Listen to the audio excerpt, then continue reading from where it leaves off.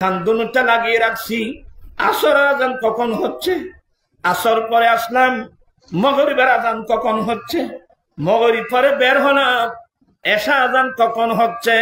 এক কথায় যে ইমানদার মুসলমানের কলব আল্লাহর মসজিদের সাথে লটকে থাকে, এমন মুসল্লিকে আল্লাহ কিয়ামতের কঠিন দিনে স্পেশাল আর আজমের নিচে আল্লাহ ছায়া দান করবেন। সুবহানাল্লাহ। আউযু বিল্লাহি মিনাশ শাইতানির রাজীম। বিসমিল্লাহির রাহমানির রাহিম। ইন্নাল্লাযীনা ইউযুনা আল্লাহা ওয়া রাসূলাহু লা'নাহুমুল্লাহু ফিদ দুনিয়া ওয়াল আখিরাহ ওয়া আ'আদ্দা লাহুম আযাবাম মুহিনা। সাদাকাল্লাহু মাওলানা আযীম ওয়া সাদাকা রাসূলুহুন নাবিয়্যুল হাবিবুল কারীম ওয়া নাহনু আলা যালিকা লামিনাশ শাহিদিন ওয়াশ শাকিরিন ওয়ালহামদুলিল্লাহি রাব্বিল আলামিন। রাব্বি সাল্লি ওয়া সাল্লিম ওয়া বারিক আলাইহি। উপস্থিত অধ্যক্ষার পবিত্র আহলে বাইত রাসূল তথা মুত্তাবিঈন আহলে বাইত রাসূল, যারা সেদিন 61 হিজরিতে কারবালার মাঠে শাহাদত বরণ করেছিলেন, ওই সব শুহাদা ইকরামের স্মরণে মধ্য বরলিয়া জামে মসজিদ মাঠে 5 দিন ব্যাপী আয়োজিত শাহাদাতে কারবালা মাহফিল 2025-এর আজকে সমাপনী দিবসের অতিথিবৃন্দ, এলাকার সমাজসেবক, বুদ্ধিজীবী, আইনজীবী, শিক্ষক, ছাত্র, রিক্সাওয়ালা, ঠেলাগাড়িওয়ালা, দিনমজুর, অসংখ্য পর্দার আড়ালের পর্দানশীল মা বোনেরা, রহমানি ওয়া রাহমাকুমুল্লাহ তাআলা। মহান রব্বুল আলামিনের দরবারে লাখো কোটি শুকরিয়া যে রব্বুল আলামিন ইসলামী নববৎসরের প্রথম চাঁদ মুহররমুল হারাম, এই মুহররমুল হারাম অত্যন্ত বিশ্বের মুসলমানের জন্য অত্যন্ত গুরুত্বপূর্ণ স্মরণীয় মাস। এই গুরুত্বপূর্ণ চাঁদ এবং মাসে সেদিন 61 হিজরিতে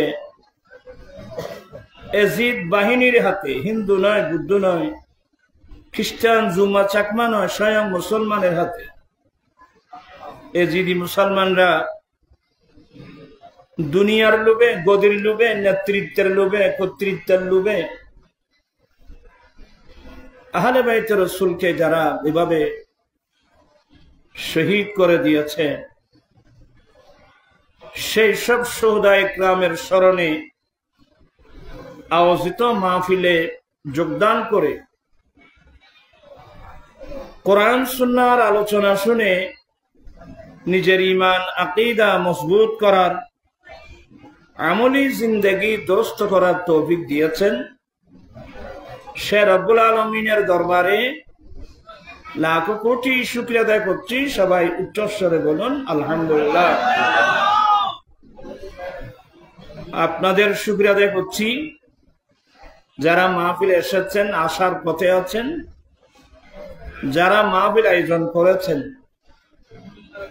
যাদের আর্থিক সার্বিক সহযোগিতায় মাহফিল, আমি প্রত্যেকের শুকরিয়া আদায় করছি। রব্বুল আলামিন আমাদের আসা বসা সাহেব দাওয়াতের ইন্তজামকে কবুল করুন, সবাই বলুন আমিন। আসলে আমি খুবই অসুস্থ মানুষ, বয়সের চাপ এবং একদিক দিয়ে অসুস্থ। এখন আমাদেরকে বিভিন্ন জায়গায় গিয়ে গলা ফাটিয়ে ওয়াজ করার সেই বয়স কিন্তু আমাদের নেই। আসলাম শুধুমাত্র ওয়াদাটা রক্ষা করব, আপনাদের থেকে একটু দোয়া নেব। আসছি বিদায় কোরআন মাজিদ ফুরকানে হামিদের একটি আয়াত কারিমা তেলাওয়াত করলাম। মহান রব্বুল আলামিন যদি তৌফিক দান করেন, একেবারে অল্প কথা বলে আমি আমার বক্তব্য শেষ করব। তবে আমার অনুরোধ থাকবে, আমরা যুগ যুগ ধরে বাংলাদেশ নয় সারা বিশ্বের যারা আহলে সুন্নাত ওয়াল জামাতের মতাদর্শী মানুষ, ইসলামের নামে অনেক দল আছে, বাংলাদেশেও আছে, গোটা বিশ্বেও আছে। কিসের নামে? ইসলামের নাম। কিন্তু আমি আমার বয়সে এই আহলে সুন্নাত ওয়াল জামাত এই দলটি ছাড়া অন্য ইসলামের নামে যতগুলো দল আছে, এরা কোনদিন আহলে বাইত রাসূলের স্মরণে মাহফিল করছে, শোদায়ে কারবালার স্মরণে মাহফিল করেছে, আমি কিন্তু দেখি নেই। আপনারা বোধহয় দেখছেন কিনা আমি তো জানি না। হ্যাঁ, আসলে মূল কারণটা কি? মূল কারণ হলো এই আহলে সুন্নাত ওয়াল জামাত এই দলটি ছাড়া ইসলামের নামে যতগুলো দল আছে, ওরা সবাই কিন্তু এজিদের পক্ষে। কথা বলছেন না কেন? ওরা সবাই এজিদের পক্ষে। আমি এই কথাগুলো বলতে গেলে গোটা রাত এত কথা বলতে পারবো না। বিশেষ করে এখন আধুনিক যুগ, ওই ফেসবুক একটা আছে না, মোবাইল আছে, ইউটিউব আছে বা আদার কি নাম দেত এরা, ফেসবুক টুক কি চায় এরা। এখন এক সময় মানুষ হক্কানি রব্বানি আলেমদের কথা মতো চলত, যাদেরকে নায়েব রাসূল বলা হয়। এখন কিন্তু আলেম তালাশ করে না। এখন আমাদের অনেক ছেলেরা আছে ইংরেজি শিক্ষিত, বাংলা শিক্ষিত মানুষ, হ্যাঁ, তাদের নিয়ত কিন্তু ভালো। কিন্তু কিছু মানুষ যাদেরকে আন্তর্জাতিক মানের লেকচারার মনে করে, তন্মধ্যে একজন হলো ডাক্তার জাকির নায়েক। আমি কিন্তু কাউকে অশ্রদ্ধা করি না, এটা আমার স্বভাব না, আদর্শ না। উনি একজন সম্মানী মানুষ, উনি ডাক্তার মানুষ, কিন্তু উনি তো কোরআন হাদিসের ডাক্তার না। তো আমরা যে যুগে আসলাম, এই যুগের ছেলেরা কোরআন হাদিসের ডাক্তার কারা, এমনি শরীরের ডাক্তার কারা, এগুলো পার্থক্য করার ক্ষমতাওয়ালা মানুষ বর্তমান খুবই কম আছে। এই ডাক্তার জাকির নায়েক সেই কোনো মুহাদ্দিস নয়, মুফতিও নয়, মুফাসসির নয়। উনি একজন ডাক্তার মানুষ, তবে বড় একজন লেকচারার। সে কোরআন শরীফ, তারপর খ্রিস্টানদের বাইবেল, হিন্দুদের বেদ, এগুলো নিয়ে একটা কম্পেয়ারমূলক একটা বক্তব্য তৈরি করে জাতির কাছে সুনাম অর্জন করেছে। এটা ভালো, কিন্তু মুফতি তো না। মুফতি কাকে বলে, ফকি কাকে বলে? আলেম সবাই কিন্তু ফতোয়া দিতে পারবে না। ফতোয়া দেওয়ার জন্য মুফতি হতে হবে, মুফতির শরঈ সম্পর্কে তার কাছে জ্ঞান থাকতে হবে। তো আসলে এ জাকির নায়েক সে এজিদকে বলে রহমতুল্লাহ আলাইহি। আপনারা সবাই মনোযোগ সহকারে আমি গুনাহগারের অল্প কথা শোনার চেষ্টা করবেন, বিশেষ করে যারা শিক্ষিত সমাজ। সে এজিদকে কি বলছে? সে এজিদকে রহমতুল্লাহ আলাইহি বলছে। আচ্ছা, ওনার এই কথার সাথে কিতাবের সাথে কোনো মিল আছে? এগুলো তো ছেলেরা পার্থক্য করে না। বাংলাদেশ তথা গোটা বিশ্বে সরকারি বেসরকারি প্রত্যেক মাদ্রাসায় ফাজল ক্লাসে একটা ইসলামী আকীদার কিতাব পড়ানো হয়। আপনি কমি লাইনে গেলেও পাবেন, আমাদের সরকারি লাইনে আসলে পাবেন। সেই কিতাবের নাম শরহে আকায়েদে নসবী। এই কিতাবটা ফাজল ক্লাসের মধ্যে পড়তে, কামেল ক্লাসে যাওয়ার আগে ফাজল ক্লাসে পড়ায়। এটা ইসলামী আকীদার কিতাব। এর রাইটার হলো আল্লামা সাদউদ্দিন তাফতাজানী রহমাতুল্লাহ আলাইহি। উনি শাফি মুযাবের মানুষ, বিখ্যাত মুফতি। আমাদের ফতোয়া শামির মধ্যে আল্লামা ইবনে আবিদিন শামি এক জায়গায় লিখতেছে, হুয়া মুফতিউল ইনসি ওয়াল জিন। উনি এত বড় মুফতি, উনি শুধু মানব জাতির মুফতি না, উনি জিন জাতির মুফতি। তো উনি যে আকীদার কিতাব লিখছে সেই কিতাবের নাম শরহে আকায়েদে নসবী। এই কিতাব আমি নিজেও পড়ছি, অনেক বছর পড়াবার সুযোগ আল্লাহ দিয়েছেন, তৌফিক দিয়েছেন, পড়াইছি। সেখানে উনি স্পষ্ট ভাষায় দিচ্ছেন, লানাতুল্লাহ আলা ইয়াজিদা, এজিদের উপর আল্লাহর অভিশাপ, তথা এজিদের সাহায্যকারী আওয়াম যারা আছে তাদের উপরও কি আল্লাহর অভিশাপ, লানত। এখন ভাইজান সবাই শিক্ষিত লোক, এখন কি আমি জাকির নায়েকের কথা শুনবো, না ইসলামী আকীদার কিতাব যারা লিখছেন আল্লামা সাদউদ্দিন তাফতাজানী রহমাতুল্লাহ আলাইহি সহ জামানার বড় বড় মুফতি, এদের ফতোয়া শুনবো না জাকির নায়েকের কথা শুনবো? আপনার একটা বিবেক তো আছে বাবা, কোরআন হাদিস তো জানে না, বুঝলাম, একটা বিবেক তো আছে। তো এই ফতোয়া তো কিভাবে আসলো? আল্লাহ বলেন, ইন্নাল্লাযীনা ইউযুনাল্লাহা ওয়া রাসূলাহু লা'নাহুমুল্লাহু ফিদ দুনিয়া ওয়াল আখিরাহ ওয়া আ'আদ্দা লাহুম আযাবাম মুহিনা।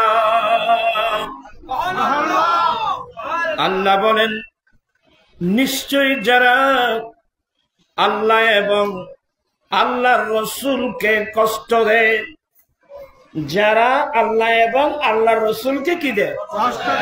কষ্ট দেয়।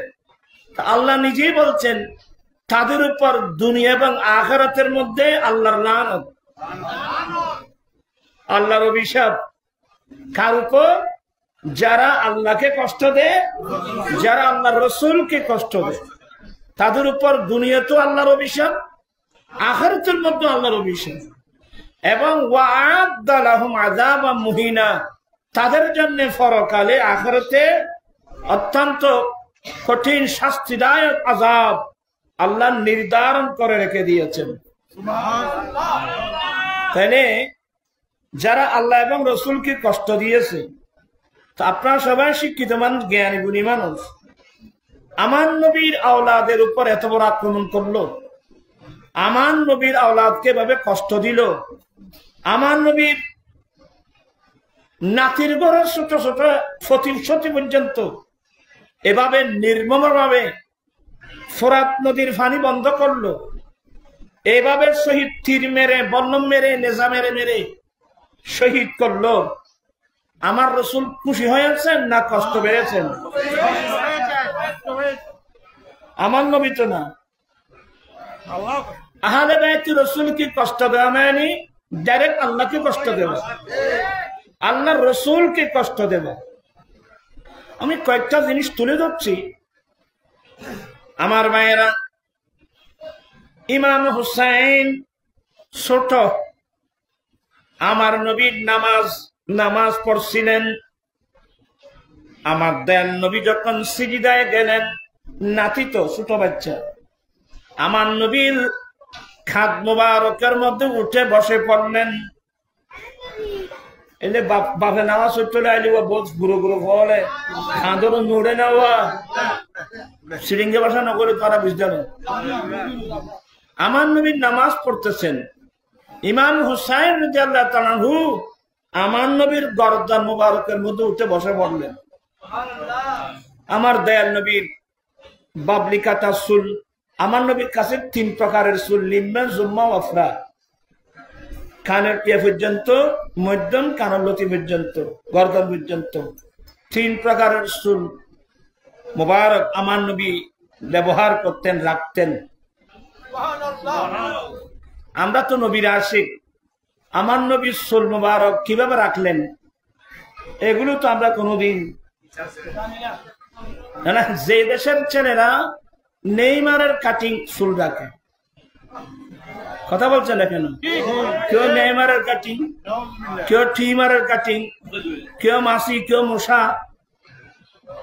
অথচ সবাই জানে যারা ইহুদি নাসারা। আজকে ফিলিস্তিনের জমিনে 70 বছর ধরে ফিলিস্তিন জমিনে মুসলমানের উপর আক্রমণ করতেছে।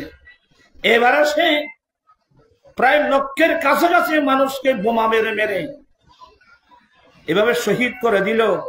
ওরা কারা? ওরা এদের বংশধর। এ নেইমার, টিমের, তারপরে কি মেসি, মশা, এদের বংশধর যারা মুসলমানদেরকে মারতেছে। আর তোমরা তাদেরকে ভালোবেসে তাদের মতো করে মাথায় চুল রাখতেছ, চুল কাটতেছ। কিয়ামতের মাঠে নবীর সামনে গিয়ে কিভাবে জবাব দিবা বলতে পারবেন? যদি তাহলে এটা একটা মারাত্মক ভুল না? তাহলে আজকের মাহফিল থেকে সবাই হাত উঠায় ওয়াদা দিবেন যে সেই ভুল আর নয়, সেই ভুল আমরা নবীর সুন্নাত মোতাবেক চলতে চাই কি চাই না? আমার জীবন মরণ সাজাবো মাদানী রঙে, আমার জীবন মরণ সাজাবো মাদানী রঙে।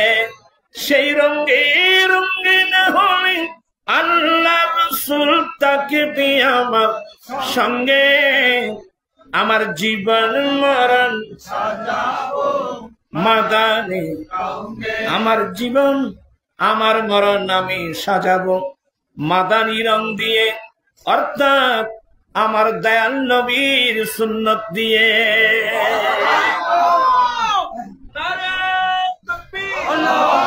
আল্লাহু আকবার।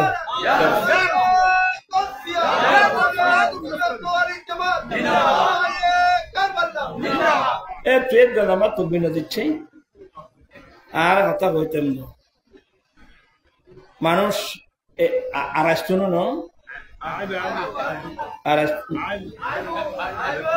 এটারা ওই তবর খাইবার সময় তাইবে দেয় আসাম মধ্যে এই জাগান খালি ওরা কিছু কিছু বুড়া মানুষ আসামে বইও সাইয়ানোর সহিয়ানোর বইও না। আল্লাহুম্মা সাল্লি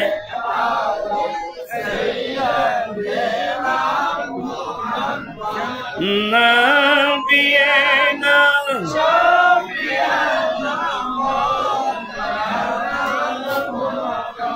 বহন জঙ্গলা বাক হরিণে চিনিল দয়াল নবীকে, হরে মানব হয়ে চিনলি না রে দুঃখ রইল মনেতে আল্লাহুম্মা সাল্লি সাইয়্যিদিনা নাবিয়িনা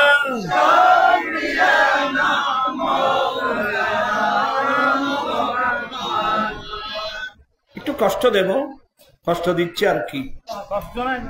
বলতে চেয়েছিলাম, আমি আমার ছেলেদেরকে বলছি, তোমরা এই যে মাথার চুল, আমরা যে মায়ের গর্ভ থেকে দুনিয়া আসলাম, কি চুল ছাড়া না মাথায় চুল ছিল? কারণ চুল হলো মাথার সৌন্দর্য, আর শারু জিনাতুর রাস, চুল হলো মাথার সৌন্দর্য। ইসলাম বেশি সুন্দর ধর্ম। তো আমরা মায়ের গর্ভ থেকে আসছি, ওখানে বাচ্চা দানের মধ্যে অনেক কিছু লাগছে। এই জন্যে 7 দিন, যে দুনিয়াতে আসার যেদিন 7 দিন হবে, 7 দিনের দিন মাথা মুড়াইয়ে ফেলা, এটা আমার দয়াল নবীর একটা সুন্নাত। এবং মাথার চুল, ছেলের চুল, মাথার চুল ফেলে দিবেন না। মাথার চুলগুলো ভালো করে নিয়ে এটার ওজন দিবেন। চুলগুলো ওজন দিয়ে এই চুল সমপরিমাণ স্বর্ণ অথবা চাঁদি গরিব মিসকিনদেরকে কি করবেন? এগুলো স্বর্ণ চাঁদি মানে এগুলোর দাম যা আছে আর কি, এই চুল পরিমাণ সমান স্বর্ণ চাঁদি এ যা হবে, এই স্বর্ণে চাঁদির যা মূল্য আসবে, এই সম পরিমাণ মূল্যগুলো গরিব মিসকিন কাঙ্গাল অসহায় মানুষকে কি করে দিবেন? সদকা করে দিবেন। এগুলো কিন্তু অনেক মানুষ জানে না। এই জন্য তো ছেলে মেয়েদের এত রোগ কেন? এগুলো একটু মাথার মধ্যে রাখবেন, ব্রেনের মধ্যে রাখবেন। আর মেয়েদেরকে বলবেন, মেয়েদের একটা স্বভাব, বাচ্চা কুলে নিয়ে ঘুমা। মায়েদের সব হলো বাচ্চা বুকে নিয়ে ঘুমা। হঠাৎ গভীর রাত ছেলে ওয়া করে কেঁদে দিল, তো মা তাড়াতাড়ি ছেলেকে বুকে নিয়ে ছেলের মুখের মধ্যে দুধের বাটটা ঢুকাই দিল। ছেলেরা দুধ পাইলে তো শান্তি হয়ে যায়। এক্ষেত্রে মেয়েদেরকে বলবেন, যাতে ফিস্তানের এই বাড়তে অবস্থায় যেন ছেলের মুখে না দেয়। কারণ আমরা যখন রাতের বেলায় ঘুমাবো, আমাদের শরীর ঘামে। কথা বুঝতেছে? আমাদের শরীর ঘামে। ঠিক তদ্রুপ ব্যাধি মাফ করবেন, যে মায়ের দুধ আমরা পান করেছি, সে দুধের বাটের মধ্যে যে ছিদ্রগুলো আছে, ওখানে ঘাম এসে ঘুরে থাকে। তো এটা ভালো গরম পানি দিয়ে কাপড় দিয়ে পরিষ্কার না করে হট করে যদি আপনি দুধের বাচ্চা ছেলের মুখে দেন, তাহলে আপনার এই দুধগুলো ঘামের সাথে মিশ্রিত হয়ে আমার ছেলের ভিতরে যাবে। এটার দ্বারা ছেলেদের মধ্যে বিভিন্ন ধরনের রোগ সৃষ্টি হবে। আমি জিনিসগুলো আপনাদেরকে বোঝাতে পারলাম। আমরা ছোটবেলায়, আমরা তো গ্রামের ছেলে, আর আমরা গরিব ফ্যামিলি ছিলাম। এটা আমাদের অহংকার, গরিব ফ্যামিলি। তো গাভী থাকতো ঘরে, গাভী। তো যখন দুধ দোয়াতো, তখন দেখতাম যে বালক তো গরম পানি নিয়ে, বালতি পানি নিয়ে ওই গাভীর কিস্তানটা ভালো করে কি করে ফেলতো। কারণ ওই গাভীর ওখানে যে ময়লাগুলো আছে বা গাম বা যে কিছু আছে, এগুলো যেন দুধের সাথে কিনা হয়। আমি কি জিনিসটা বোঝাতে পারলাম? খুব সতর্ক থাকবেন, চিন্তা ভাবনা করে চলবেন। এটা আধুনিক যুগ, এটা বিজ্ঞানের যুগ, সায়েন্সের যুগ, টেকনোলজির যুগ। এখন কেন আমরা ভুল করব? আরেকটা কথা, এগুলো প্রাসঙ্গিক কিছু আলোচনা। তোমরা মাথার চুল রাখবা, চুলের মধ্য দিয়ে শীতা পারবা। মাথার মধ্য দিয়ে শীতা, এটাকে শীতা বলে। আমাদের সিটাঙার ভাষায় কি মাথার মধ্য দিয়ে সীতা পারবেন, এগুলি কিন্তু এখন নাই, এগুলো এখন নাই। কিন্তু হুজুর কেন শিখতে পারবো? আমার ভাইয়েরা, আমরা মাথার চুল যে মুড়াবো একের আমার নবীর সুন্নত। আপনি যখন মাথা মুড়াবেন তখন 1 নম্বর ডান পাশের চুলগুলো মুড়ানো আমার নবীর সুন্নত, এরপরে বাম পাশের চুল মুড়ানো আমার নবীর সুন্নত। তো ডান এবং বাম বাক করতে গেলে মাথার মধ্য দিয়ে কি করতে হয়? আমি কেবার বুঝাতে পারলাম? এক সময় মেয়েরাও কিন্তু এভাবে করতো, এখন তো মেয়েরা যে চুল রাখে কি রাখে আমি নিজেও বুঝি না। এখন মেয়ে তো আমারও আছে বাবা, বলতে তো অনেক সময় লজ্জা লাগে। কারণ কার কথা কে শুনে বাবা? তারপর আমি আমার ছেলেদেরকে বলছি, মাথার চুল রাখবা, সীতা পারবা, মাথার চুলের মধ্যে তেল মালিশ করবা। মুয়াত্তা ইমাম মালিকের হাদিস, মসজিদে একজন নবী সাহাবা গোসল করে মসজিদে নববী শরীফে গিয়েছিল মাথায় টুপি পরে, কিন্তু চুলগুলো কিন্তু এলোমেলো ছিল, ছিঁড়ে দিয়ে মাথার চুলগুলো আশ্রয় নেই। আমার রসূল বলেন তার এদিকে আসুন। আমার নবী বলেন ঘরে যাও, মাথার চুলগুলো আশ্রিয়ে আসো। এই কথা বলার পর আমার নবী একটা হাদিস বললেন, ইন্নাল্লাহা জামিলুন ওয়া ইউহিব্বুল জামাল। আল্লাহ সুন্দর, আল্লাহ সুন্দরকে পছন্দ করে। ইসলাম ধর্ম তো অনেক সুন্দর ধর্ম, আমরা তো ইসলাম সম্বন্ধে জানি না। হ্যাঁ, এটা আমাদের নসিব খারাপ। আর সিডিঙ্গে বাসা তো নাই, জাল্লাই নাই। যাদের ঘরে 30 পারা কোরআন, যাদের ঘরে ইমামুল আম্বিয়া, সেই ঘরের ছেলে মেয়েরা তো এই অবস্থা হতে পারে না।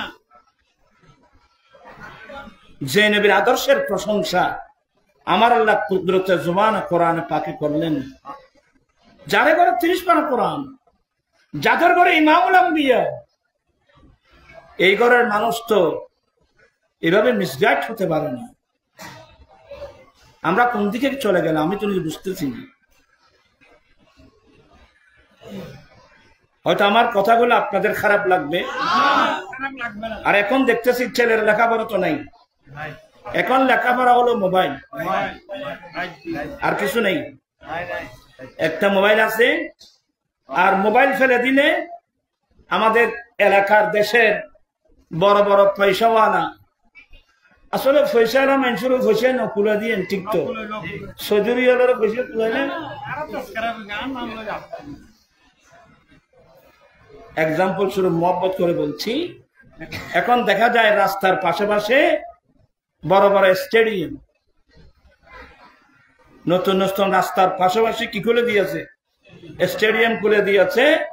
1 ঘন্টায় 1000, 1500, 2000 টাকা ফিস নিচ্ছে। আর আমাদের ছেলেরা সন্ধ্যা থেকে গভীর রাত পর্যন্ত দেখবেন ছেলেরা বল খেলতেছে, একটা টিম যাচ্ছে আর একটা টিম আসতেছে, ওরা দেখতেছে সারা রাত। তো তোমার লেখাপড়া কই বাবা? তোমার লেখাপড়া কই? এগুলো বলবে কে আমাকে বলেন তো? আমি সবাই মায়া করেন, মহব্বত করেন, এটাকে কাজে লাগাতে চাচ্ছি। যারা আল্লাহর বান্দা এরা কি করে, তোমরা কি করো? আমার আল্লাহ বলেন ওয়াল্লাযীনা ইয়াবিতুনা লিরাব্বিহিম সুজদাও ওয়া কিয়ামা। যারা রহমানের বান্দা এরা রাত যাপন করে আপনার খালেক ও মালিককে নিয়ে। কিভাবে? সিজদা দিয়ে দিয়ে কিয়াম করে করে, অর্থাৎ সারা রাত নামাজ পড়ে পড়ে।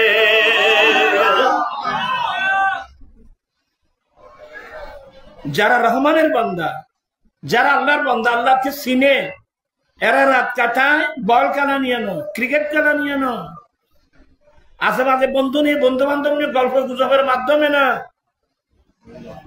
কিসের মাধ্যমে? আল্লাহ নিজেই বলছেন, ওয়াল্লাযীনা ইয়াবিতুনা লিরাব্বিহিম, যারা রাত যাপন করে আপনার রবের জন্য। কোন সিস্টেমে? সুজদা ওয়া কিয়ামা, সিজদা দিয়ে দিয়ে, কিয়াম করে করে, মানে সারা রাত নামাজ পড়ে পড়ে। আচ্ছা, আপনি বিবেকের কাছে প্রশ্ন করুন তো, আল্লাহ চাইলে তো আমাদেরকে মুসা আলাইহিস সালাম, ঈসা আলাইহিস সালাম, দাউদ আলাইহিস সালাম, শুআয়ব আলাইহিস সালাম, ইসহাক আলাইহিস সালাম, লূত আলাইহিস সালাম, যে কোনো নবীর উম্মত বানাতে পারতেন। কিন্তু আল্লাহর স্পেশাল দয়া, আল্লাহ আমাদেরকে ইমামুল আম্বিয়ার উম্মত বানালেন। আল্লাহ, তুমি এই নবীর উম্মত কিভাবে বানিয়েছো, তোমার কি শুকরিয়া আদায় করবো, এই মাসলাটা যদি মনে করবেন, সারা রাত আপনার ঈমান আপনাকে বাধ্য করবে আল্লাহর নিয়ামতের শুকরিয়া আদায় করার জন্য। এটা তো না। আমার আল্লাহ আমার নবী কি বলছেন? ইন্না আ'তাইনাকাল কাউসার, হে নবী, নিশ্চয় আমি আপনাকে কৌসর দান করেছি। কৌসর মানে অনেক অনেক অনেক নিয়ামত দান করেছি, বা হজে কৌসর দান করেছি।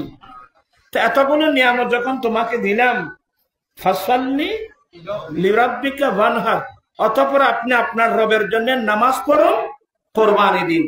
এখানে নামাজের এক মানে সালাতুশ শুকর। এই জন্য আমার রাসূল সারা রাত দাঁড়িয়ে দাঁড়িয়ে কি করতেন? বুখারী শরীফ বলেন, আমার নবী সারা রাত দাঁড়িয়ে দাঁড়িয়ে নামাজ পড়তেন। তাই না, আমার নবী 2 কদম মুবারক ফুলে যেত। আমার নবী এত লম্বা কেরাত পড়তেন। আরে মুসলিম শরীফের হাদিস, হযরত আব্দুল্লাহ ইবনে মাসউদ রাদিয়াল্লাহু তাআলা আনহু বলেন, সাল্লাইতু মা রাসূলিল্লাহি সাল্লাল্লাহু আলাইহি ওয়াসাল্লাম, আমি একদিন নবীর সঙ্গে নামাজ পড়তেছিলাম। আমি নবীর সঙ্গে নামাজ রাতের বেলায়। এটা ইমাম মুসলিম তাহাজ্জুদের সফকারে আনছেন। আমি নবীর সঙ্গে নামাজ পড়তেছিলাম। তো তাহাজ্জুদের নামাজ এটা আমার নবীর জন্য ফরজ ছিল, কিন্তু আমাদের জন্য তো নফল। কথা বুঝছেন তো? উনি বলছেন, আমি নবীর সঙ্গে নামাজ পড়তেছিলাম, হাত্তা হামামতু বিআমরিন সুইন, শেষ পর্যন্ত আমার অন্তরের মধ্যে একটা খারাপ ধারণা আসলো। আর অসুবিধা হলো, তোরা একে কি সাথে কিছু বল না, তোরা কথা বলে আর কি করবি, মাইকে বন্ধ করে দি, আর কথা বলছি না। হাদিস শরীফ ওরা ফল খুব হিসেব করে বসছ। বলতে চাচ্ছিলাম, আমি একদিন নবীর সঙ্গে নামাজ পড়ছিলাম রাতের বেলায়। শেষ পর্যন্ত আমি আব্দুল্লাহ ইবনে মাসউদ একটা খারাপ ধারণা করলাম, নবীর সঙ্গে নামাজ পড়তেছে কিন্তু মনে মনে। তো নামাজের শেষে জিজ্ঞাসা করলে, আব্দুল্লাহ ইবনে মাসউদ, তুমি নবীর সঙ্গে নামাজ পড়তেছো, তো এখানে মনে মনে খারাপ ধারণা হয়নি? বলে, ভাই এত লম্বা কেরাত পড়তেছে নবী। আমার নবী দাঁড়াতে দাঁড়াতে কেরাত পড়তে পড়তে পড়তে পড়তে দাঁড়াতে দাঁড়াতে দাঁড়াতে দাঁড়াতে দাঁড়াতে দাঁড়াতে, তা আমি মনে মনে বললাম যে আমি আর দাঁড়াতে পারবো না, আমার নবী দাঁড়িয়ে পড়ুক, আমি বসে বসে পড়বো। এটা মনে মনে ধারণা, মনে মনে খেয়াল করছে আর ফল আছে তো। তারা বিনা সত্য লাইলে আরো চাখানা বেশি বলতে মান লাইলি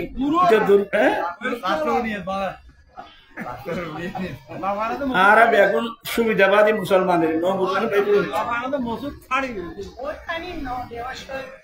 না না, আস্তে ঠিক হয়ে যাও। আহা, রোগ না থাকলে চিকিৎসা তো হবে না, রোগ থাকতে হবে, তাহলে চিকিৎসা করা ইনশাল্লাহ ঠিক হয়ে যাবে। আব্দুল্লাহ ইবনে মাসউদ বলছেন, আমি মনে মনে খারাপ ধারণা করলাম। তো এই হাদিসের ব্যাখ্যায় ইমাম নবী রাহমাতুল্লাহ লিখতেছেন যে আব্দুল্লাহ ইবনে মাসউদ ধারণা কি? বলে, ভাই এত লম্বা কেরাত তা আমি মনে মনে বললাম যে নবী দাঁড়িয়ে পড়ুক, আমি বসে বসে পড়বো। তো ব্যাখ্যাকারী বলছেন যে এটা তো খারাপ ধারণা, কি জন্য বললেন? এটা তো নামাজ নবীর জন্য ফরজ বুঝলাম, কিন্তু আব্দুল্লাহ ইবনে মাসউদের জন্য এটা তো নফল ছিল। তো নফল তো বসে বসে পড়া জায়েজ আছে, তো এটাকে খারাপ ধারণা কেন করলেন? বলে এটা নবীর শানে বেয়াদবি হবে। নবী দাঁড়িয়ে পড়বে, আমি বসে পড়বো, এটা নবীর শানে বেয়াদবি না। এই বই আমি আর বসি নাই। আমি কি পেয়ে গেলাম? আমার নবী এত লম্বা কেরাত পড়তেন। বুখারী শরীফের হাদিস, মায়েশা বর্ণনা দিচ্ছেন, হাত্তা তাওয়াররামাত কাদামাহু, আমার দয়াল নবী 2 কদম ফুলে যেত। তখন মায়েশা বলেন, আমি দয়াল নবীর কাছে জানতে চাইলাম, নবী গো, আপনার কাছে তো কোনো গুনাহ নাই, আপনার কাছে তো কোনো আপনার আগের পরের সবগুলো তো মাপ, মানে আপনার কাছে কোনো গুনাহই নাই। তা আপনার কাছে কোনো গুনাহ নাই, এত কষ্ট করে নামাজ পড়ছেন কেন? আমার নবী বলেন, আয়েশা, আবালাম আকুন আবদান শাকুরা, আমি গুনাহ মাফ করানোর জন্য নামাজ পড়তেছি না, আমি আল্লাহর নিয়ামতের শুকরিয়া আদায় করার জন্য নামাজ পড়তেছি। আল্লাহু আকবার কবীরা। প্রাণ পিসাবেরা, যে নবীকে আল্লাহ কৌশল দিয়েছেন, সেই নবীকে শুকর আদায় করার জন্য ফাসাল্লি লিরাব্বিকা ওয়ানহার, আপনার রবের জন্য নামাজ পড়ুন, কোরবানি দিন। তো সেই রসুলকে তো আল্লাহ আমাদেরকে দিলেন। তা আমরা এত বড় রসুল পেয়ে আমাদের কি করা উচিত ছিল? মানে 5 ওয়াক্ত নামাজ ইনুদ্দান অপরাণে এনেরি নাউজুবিল্লাহ বলবেন না? আজকে যারা এখানে আসছেন, কত সুন্দর মসজিদ। আমাদের ওই সময় এই ধরনের কোন মসজিদ ছিল না। আমরা মাটির ঘরের মসজিদে নামাজ পড়ছি, বেড়ার ঘরের মসজিদে নামাজ পড়ছি, আর এত সুন্দর ব্যবস্থা তো তখন ছিল না। আমার ভাইয়েরা, হ্যাঁ হ্যাঁ হ্যাঁ, বুখারী শরীফের রিওয়ায়াত, কিয়ামতের কঠিন দিনে 7 প্রকার মানুষকে আল্লাহ স্পেশাল আরশ আযমের নিচে ছায়া দান করবেন। ওই 7 প্রকার মানুষের মধ্যে এক প্রকার হলো কলবুহু মুআল্লাকুম বিল মসজিদ, যেই বান্দার কলব সবসময় আল্লাহর ঘর মসজিদের সাথে লটকে থাকে। তার মানে আমি ফজরের নামাজ পড়ে বের হলাম, আমি কৃষক কৃষিকাজে গেলাম, আমি চাকরিজীবী চাকরিতে গেলাম, আমি ব্যবসায়িক কাজে গেলাম, আমি মন্ত্রী হই, মিনিস্টার হই, আপন আপন যেমন গুরুত্বপূর্ণ কাজ হোক, আমি দুনুরটা লাগিয়ে রাখছি জোহরের আজান কখন হচ্ছে। আমি দৌড় দিলাম, আজানের জবাব দিলাম এবং মসজিদে চলে আসলাম। জোহর পরে বের হলাম, আপন আপন কাজে গেলাম, কিন্তু কান্দুনটা লাগিয়ে রাখছি আসর আজান কখন হচ্ছে। আসর পরে আসলাম, মাগরিবের আজান কখন হচ্ছে। মাগরিব পরে বের হলাম, এশা আজান কখন হচ্ছে। এক কথায়, যে ইমানদার মুসলমানের কলব আল্লাহর ঘর মসজিদের সাথে লটকে থাকে, এমন মুসল্লিকে আল্লাহ কিয়ামতের কঠিন দিনে স্পেশাল আরশ আযমের নিচে আল্লাহ ছায়া দান করবেন। সুবহানাল্লাহ। অনেক ছেলে টাকা নাই, পয়সা নাই, রোগাক্রান্ত, অনেক চিন্তা, আরে কি সব চলে যাবে। একটা কাজ করেন, আল্লাহ বলেন ইস্তাইনু বিসসাবরি ওয়াসসালাত, বান্দা তোমরা ধৈর্য ধারণ করো এবং নামাজ পড়ে পড়ে আল্লাহর কাছ থেকে তোমরা সাহায্য কামনা করো। এগুলো প্রাসঙ্গিক আলোচনা বললাম। অনেক ছেলে এত সুন্দর মসজিদ থাকার পরেও আজানের কোনো জবাব দিচ্ছে না, দোকানে বসে বসে গল্প গুজব করে, টেলিভিশন দেখে, মহিলারা বান্ধবী নিয়ে গল্প গুজব করে, মসজিদ আজানের জবাব দিচ্ছে না। অথচ আজান আমার নবীর নির্দেশ, উম্মত যখন মুয়াজ্জিন আযান দেয় তোমরা আযানের জবাব দাও। কিভাবে? মুয়াজ্জিন যেভাবে বলবে এগুলো আমি অনেক ওয়াজের মধ্যে বলছি। বেশ কম হবে হাইয়া আলাস সালাহ বললে লা হাওলা ওয়ালা কুওয়াতা ইল্লা বিল্লাহ, হাইয়া আলাল ফালাহ বললে লা হাওলা ওয়ালা কুওয়াতা। আযানের জবাব দাও, এরপর আমি নবীর উপর দরুদ পড়ো, এরপর আমি নবীর জন্য আল্লাহর কাছে উসিলা দোয়া করো। আল্লাহুম্মা রাব্বা হাযিহি দাওয়াতি তাম্মা ওয়াস সালাতিল কায়িমা আতি সাইয়্যিদিনা মুহাম্মাদিল ওয়াসিলা ওয়াল ফাদিলা ওয়াদ দারাজাতার রাফিআ وبعث مقاما محمودا الذي وعدته وارزقنا شفاعته يوم القيامة إنك لا تخلف الميعاد। এই আমার জন্য এই উসিলার দোয়া করো। এই কাজটা যারা করবে ওয়াজাবাত লাহু শাফাআতি ইয়াউমাল কিয়ামা, কিয়ামতের কঠিন দিনে ওই উম্মতের জন্য সুপারিশ করা আমি নবীর উপর ওয়াজিব হয়ে গেছে। চিৎকার দিয়ে বলুন না সুবহানাল্লাহ। সবসে আওলা নবী, সবসে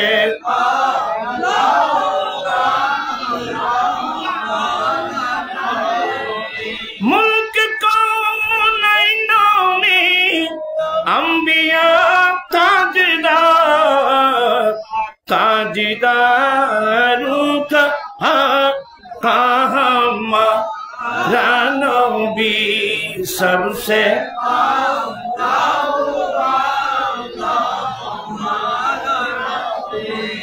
আমি একটু দূরে চলে আসলাম অন্য লাইনে, কিন্তু লাইনটা কিন্তু আপনারা স্মরণ রাখবেন।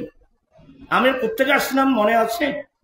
আমার নবী সিজদায় ইমাম হুসাইন রাদিয়াল্লাহু তাআলা আনহু আমার নবীর গর্দন মুবারকে ছিল। আই তুমি দেখো তোমারা হো তোরা তিন ইন্দিকে লিখে ভরে যাব তো ভরবেন ভান্না ভরবে কেন? ইমাম হুসাইন রাদিয়াল্লাহু তাআলা আনহু নানা জানের গর্দন মুবারকে বসছেন। আমার নবীর বাবলি কাটা চুল মুবারক ছিল, এগুলো ধরে খেলছেন। আমার নবীর নামাজ সিজদায় সুবহানা রাব্বিয়াল আলা সুবহানা রাব্বিয়াল আলা মুহূর্তের মধ্যে আল্লাহ জিবরিল আলাইহিস সালামকে পাঠিয়ে দিয়েছেন। জিবরিল দৌড়ে যা। আমার নবীর কাঁধ মুবারকে ইমাম হুসাইন উঠে গেছেন। আমার নবী যদি সিজদা থেকে উঠে যায়, ইমাম হুসাইন নবীর গর্দন থেকে মাটির মধ্যে পড়ে যাবে। দেখেন, আমার নবীকে বলবা আমি নির্দেশ দিয়েছি যতক্ষণ পর্যন্ত ইমাম হুসাইন স্বেচ্ছায় আমার নবীর গর্দন থেকে নেমে না যাবে ততক্ষণ পর্যন্ত আমার নবী যেন সিজদা থেকে মাথা মুবারক যেন না উঠা। কিতাবে লিখতেছে সেদিন 100 তসবিহ 70 বার সুবহান রাব্বিয়াল আলা সুবহান রাব্বিয়াল আলা সুবহান রাব্বিয়াল আলা। কি বুঝলেন? ইমাম হুসাইন নবীর গর্দন থেকে পড়ে গেলে কষ্ট পাবে, এটা আল্লাহর বরদাস্ত হচ্ছে না, তা আমার নবীর বরদাস্ত করতে কে হবে? আপনাদেরকে আমি বুঝাতে পারছি? আর কিনি এক গ্লাস টালাস নাই তোমার আর সজরি হলে বোতল লেননি, গ্লাস নেই, গ্লাস লেগে আল্লাহুম্মা সাল্লি সাইয়্যিদিনা নাবিয়িনা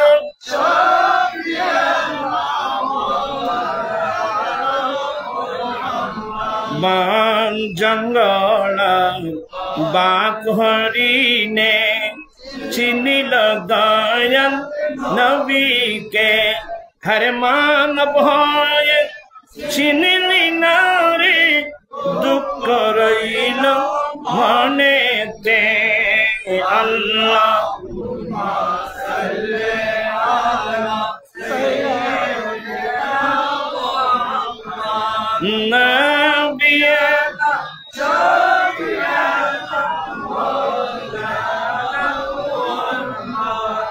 এখানে কিছু বয়স্ক মানুষ আমার সামনে এখানে চেয়ার গুলো খালি চেয়ারে নিকেও আর নিকে বেকুন এরা বই যাও ইয়ান কেন ঘুরে গেল ওরা মুরব্বী হোক বা ওই ওই ওই অন্তু কত নাইছি ওবা এরা ইয়ের হল এটা বহুত জায়গা আচ্ছা যাই হোক চেয়ার গুলো খালি ওয়ালাইকুম আসসালাম বসুন এখানে বসুন ও বুড়ো আড়াই না বুড়ো বাদি ওরা এর শুনে না এটা খালি তো শেয়ার খালি ইকেও যেন যে না জানে ইকে ফিরে যাও ইকে করে আলাম হ্যাঁ হিন্দি হিন্দি আইসা বড় ঠিক নি আয় ওয়াজ কিছু হইতে জন আয় ওষুধ কে মানে বেশি কথা একটা নবা সই সবাই মাত্র দেয়নি সালাতুন সাল্লাল্লাহু আলাইকুম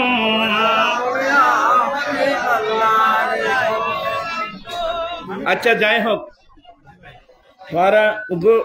গ্লাস শুনিস না না চৌধুরী হলে গ্লাস বের বাড়ি ছড়া দিত তোমার শুয়ে দেয় সাল অন্তর আগে আগুন দেখুন এখন দেখুন বেড়ে বাড়ি বুঝু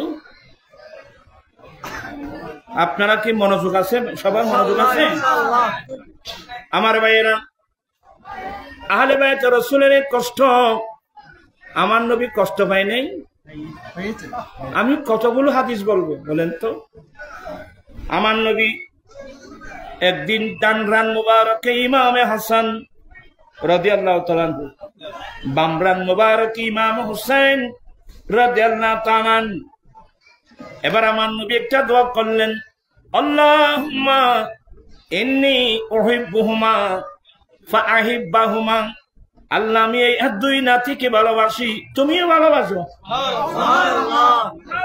আল্লাহ আমি এই দুই নাতিকে ভালোবাসি আল্লাহ তুমিও ভালোবাসো এখানে দোয়া কিন্তু শেষ নয় আমার নবী দোয়া করলেন আল্লাহ কিয়ামত পর্যন্ত যারা আমার এই আওলাদদেরকে ভালোবাসবে আল্লাহ তুমি তাদেরকেও ভালোবাসো দেখেন আল্লাহ তুমি তাদেরকেও ভালোবাসো তো নবী যাদেরকে ভালোবাসে কেমন ভালোবাসা আসলে এই চ্যাপ্টার গুলো আমার জন্য অনেক কঠিন চ্যাপ্টার আমি অনেক সময় এগুলো বলি না অন্তর বরদাস্ত করে না এখানে অনেক হাজি সাহেব আছে যারা আল্লাহর ঘরে হজ করেছেন আছে না অনেক আছেন না অনেক হাজি সাহেব আছেন আমি গুনাহগারও আল্লাহর দয়ার মেহেরবানিতে বহুবার আল্লাহর ঘরে যাওয়ার সরকার মদিনার দরবারে যাওয়ার আল্লাহ সুযোগ করে দিয়েছেন গিয়েছি তো যেখান থেকে তাওয়াফ শুরু করব এখানে দেখা হাজিদের হুজুম হাজিদের উপর হাজি পড়ে ও কালো পাথরকে একটু চুমা দেওয়ার জন্য হাজার আসওয়াদকে চুমা দেওয়ার জন্য হাজার আসওয়াদকে চুমা দিয়ে কিংবা ইস্তেলাম করার মাধ্যমে তাওয়াফ আরম্ভ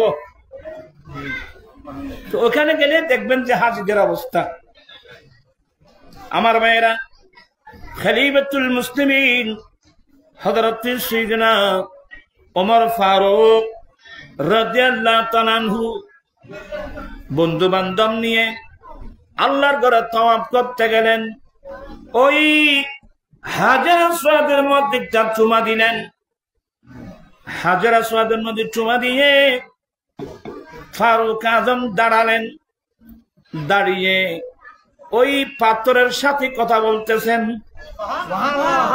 কার সাথে হাজার আসওয়াদের সাথে কথা বলছেন ইয়া হাজারু ইন্নী লাআলামু আন্নাকা হাজারুন লা তাদুররু ওয়ালা তানফা এ হাজার আসওয়াদ আমি উমর জানি তুমি একটা পাথর মাত্র তুমি কোনো মানুষের লাভ করতে পারো না তুমি কোনো মানুষের ক্ষতি করতে পারো না আমি জানি।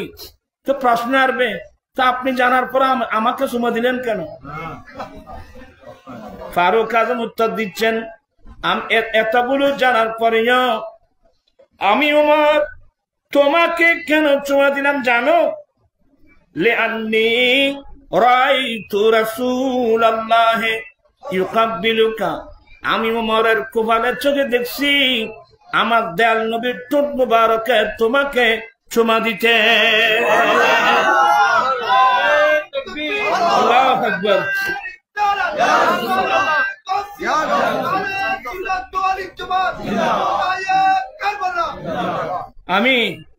আমি ওমর কোফালের চোখে দেখছি রে আমার দয়াল নবী তোমাকে কি দিয়েছে?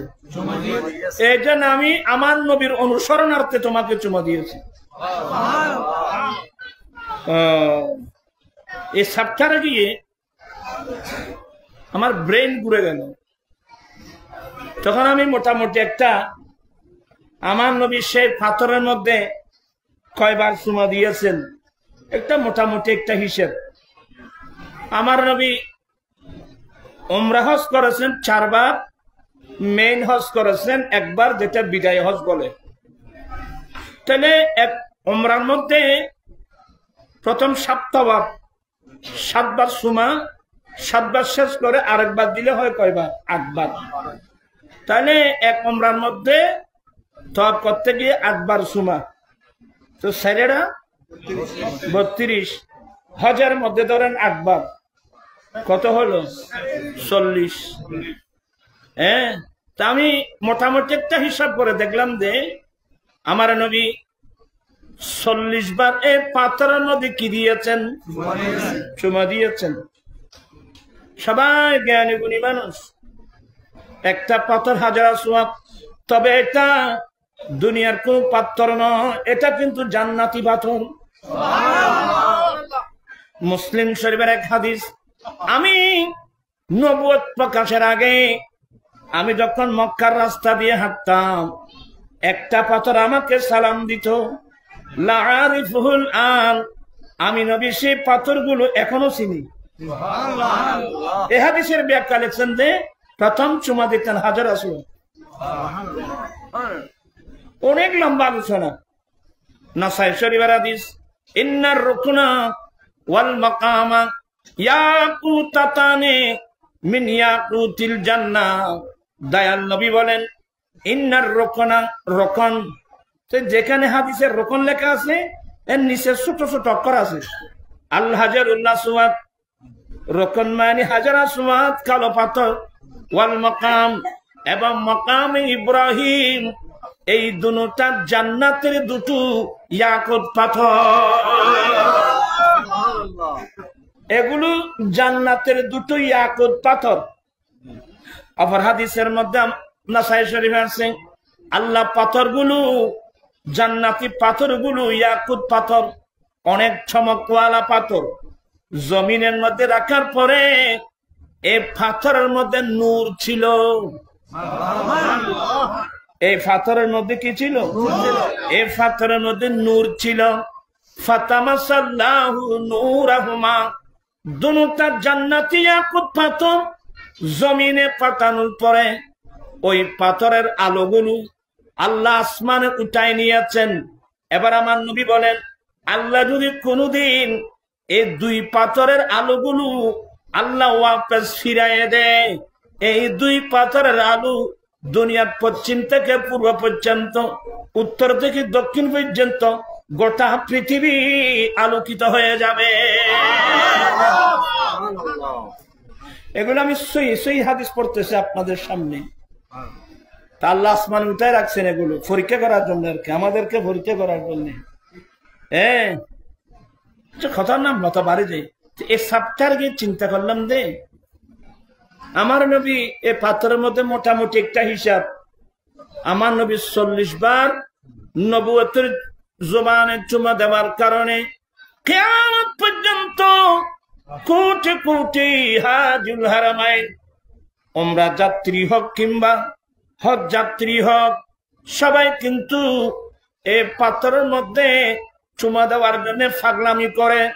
কিন্তু ময়দানে ময়দানে কারবালা আমার নবীর নাতি ইমাম হুসাইন, যার শরীরে জালেম এজিদিরা তীর বল্লম নেজা মেরে মেরে সাল্লার মতো জালি করেছে, ওই হুসাইনের শরীরে তো আমার দয়াল নবী হাজার হাজার না লক্ষবার কোটিবার নবী নবুয়তের জবানে চুমা দিয়েছিল।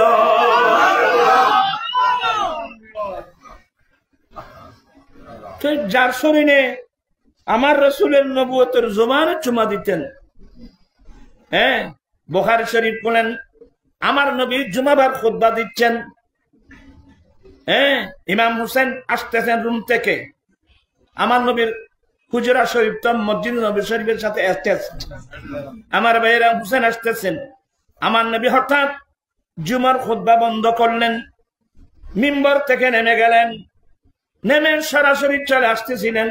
সাহাবা একরাম আশ্চর্য হয়ে গেলেন, আমার নবী যাই কই, পিছন দেখে ফিরে দেখতেছে ইমাম হুসেন আসতেছে। বলেন তো মাসলা, সমস্ত পৃথিবীর আলেম এক জায়গায় করেন, জুমাবার খতিব সাহেব খুতবা দিচ্ছেন, চেয়ারম্যান মেম্বার নয়, মন্ত্রী মিনিস্টার নয়, পৃথিবীর যে কেউ আসুক, ইমাম সাহেব খুতবা বন্ধ করতে পারবে? মিম্বর থেকে নেমে আসতে পারবে? কিন্তু হুসাইন, আমার নবী হুসাইনকে নিয়ে কপালে চুমা দিলেন, কপালে চুমা দিলেন, চুমা দিয়ে বুকে নিয়ে মিম্বরে এনে ডাকে বসালেন। তো নবী একটা হাদিস বললেন, ও আমার সাহাবায়ে, আমার আল্লাহ ঠিক বলছে, আমার আল্লাহ বলছে ইন্না আমওয়ালুকুম ওয়া আওলাদুকুম ফিতনা, তোমাদের মাল সম্পদ, তোমাদের ছেলে সন্তান, এগুলো তোমাদেরকে ফিতনায় ফেলবে, তোমরা বড় পরীক্ষার মধ্যে পড়বে। ছেলে সন্তান, দৌলত, এগুলো তোমাদের জন্য বড় ফিতনা। আরে দেখছো না, এ নাতির মহাব্বতে আমি খুতবা বন্ধ করে মিম্বর থেকে নেমে আসতে বাধ্য হয়ে গেলাম, দেখতেছো না? তবে সাবধান, আমার নবীকে দুনিয়ার কোন মায়ায় ফিতনায় ফেলতে পারবে না। এটা আমাদের তালিমের জন্য বলা হচ্ছে।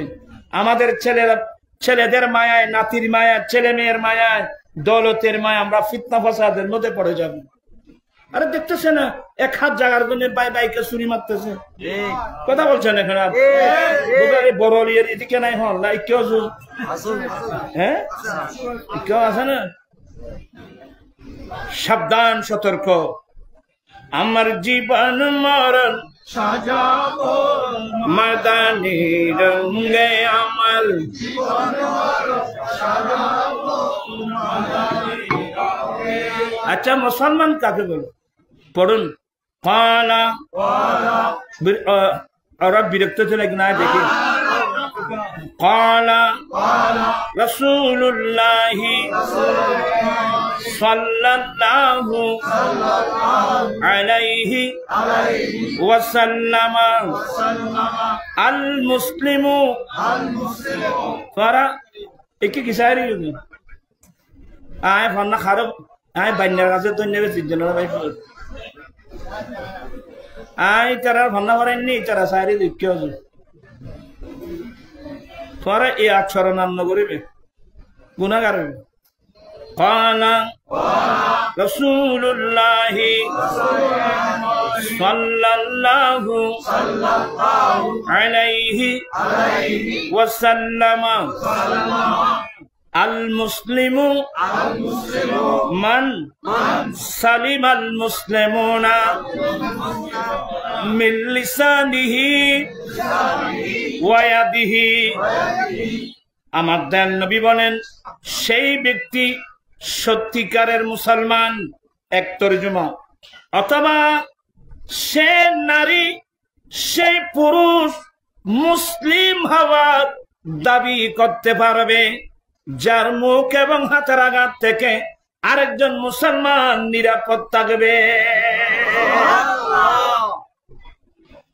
সেই ব্যক্তি মুসলমান হওয়ার দাবি করতে পারবে, আমি মুসলিম, কিন্তু আমি মুসলিম আপনি দাবি করতে পারবেন কখন?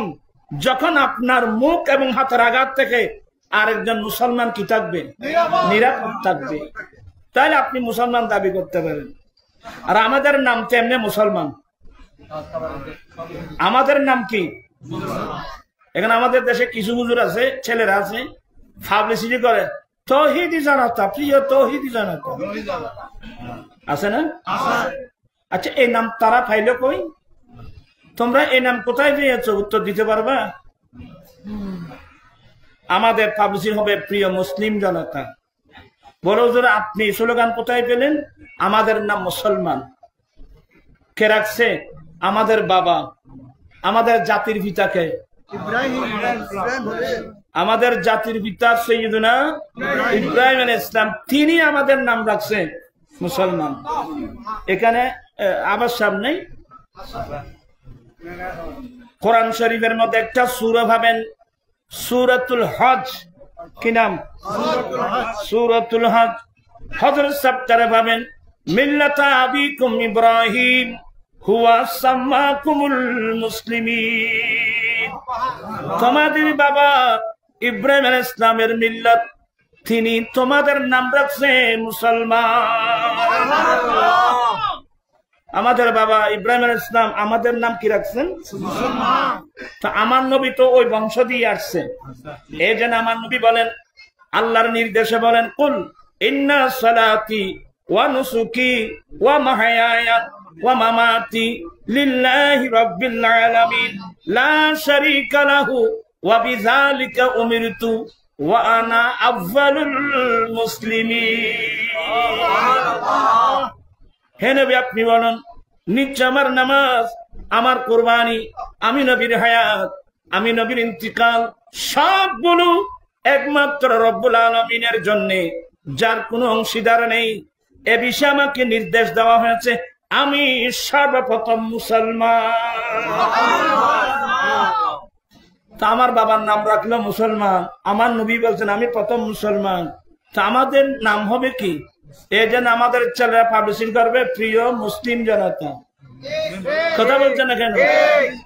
তোরা তৈরি জনতা হচ্ছে হুয়া সাম্মাকুমুল মুওয়াহিদিন, তিনি তোমাদের নাম তৌহিদি রাখছে। একটা আয়াত দেখাতে পারবেন কোরআন শরীফে?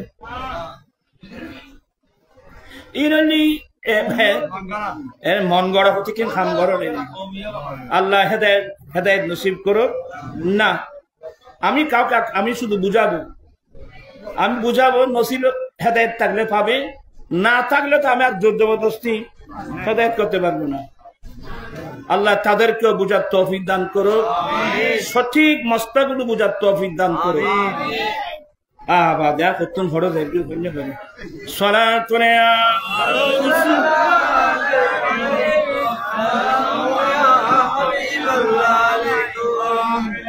আমাদের নাম মুসলমান। আমার নবী বলছেন, সেই ব্যক্তি মুসলমানের দাবি করতে পারবে যার মুখ এবং হাতের আঘাত থেকে আরেকজন মুসলমান নিরাপদ থাকে। কিন্তু দুঃখনীয় বিষয় হলো সত্য, আমরা যে যুগে আসলাম না, অনেক নিজের ছেলের হাত এবং মুখ থেকে নিজের মা বাবা পর্যন্ত নিরাপদ নাই। আপনাদের বরলিয়ার এদিকে কি আছে কি জানে আমি জানি না। আচ্ছা, যে মা বাবার চেহারার দিকে একবার, যে মা বাবার চেহারার দিকে একবার মায়ার দৃষ্টি দিয়ে দেখলেন, আমার নবী বলেন আল্লাহ কবুলকৃত 1,000 সওয়াব দান করবেন। একজন সাহাবা প্রশ্ন করলেন, নবী গো, কেউ যদি 100 বার দেখে? আমার নবী বলেন, আল্লাহু আকবার, আল্লাহ মহান বিদায়, যে ছেলে দৈনিক 100 বার মা বাবার চেহারা দিকে মায়ার দৃষ্টি দিয়ে দেখবে, আহা ইনি আমার জন্মদাতা বাবা, ইনি আমার গর্ভধারণী মা, এই কথা ভেবে মোহাব্বতের দৃষ্টি দিয়ে 100 বার দেখবে, আমার আল্লাহ কবুলকৃত 100,000 সওয়াব দান করবেন। কিন্তু এতগুলো নবীর হাদিস বলার পরেও আসলে ছেলেদের দোষ না। আমরা তো ছেলেগুলো পাঠিয়েছি স্কুলে। কোথায়? স্কুলের সিলেবাসে কোরআন শরীফ আছে, স্কুলের সিলেবাসে হাদিস শরীফ আছে। ওরা মা বাবার সম্পর্কে জানবে কোত্থেকে? ছেলেরা জানে না মা বাবার অধিকার কি, মা বাবা জানে না ছেলে মেয়েদের অধিকার কি, স্বামী জানে না স্ত্রী কাকে বলে, স্ত্রীও জানে না স্বামী কাকে বলে। তা আমরা সমাজ করি কিভাবে? তারা সোডা খালে সোডা থাকতে পারি, ফলে বেগুন মিলি লড়ি গেল সবখানে আদা সোডা বাড়ি খাইলে আর দল নাই, আদা সোডা বাড়ি খাইলে আর চলে যে আদা সুন্দর বাজ্য বাড়ি খাইতে ভাই। এটা ঘরের দিন ধর্ম ঘরে কি আর আছে, কিচ্ছু নেই। তো নাই মানে নসিব খারাপ, আর নসিব খারাপ। আমি খুব মোহাব্বতের সাথে কথাগুলো বলছি, আপনারা কথাগুলো মনোযোগ সহকারে শুনবেন। আমি বোঝাতে চেয়েছিলাম আমার দয়াল নবী যে শরীরে, আমার নবী শত শতবার হাজার হাজার মর্তবা নবুয়তের ঠোঁটে চুমা দিয়েছেন, ওই শরীরে এই জিদিরা থিরার বললাম কিভাবে মানলো? একটি পাথরের কয়েকবার চুমা দেওয়ার কারণে কিয়ামত পর্যন্ত হাজিরা ওই পাথরের চুমা দেওয়ার জন্য পাগলামি করতেছে। যে হোসেনের শরীরে, হাসানের শরীরে আমার নবী হাজার হাজার মর্তবা চুমা দিয়েছেন, সেই শরীরে মানুষ কিভাবে পাথর কিভাবে নিক্ষেপ করতে, আমার এগুলো আমার দামাগে আসে না, বুঝে আসে না।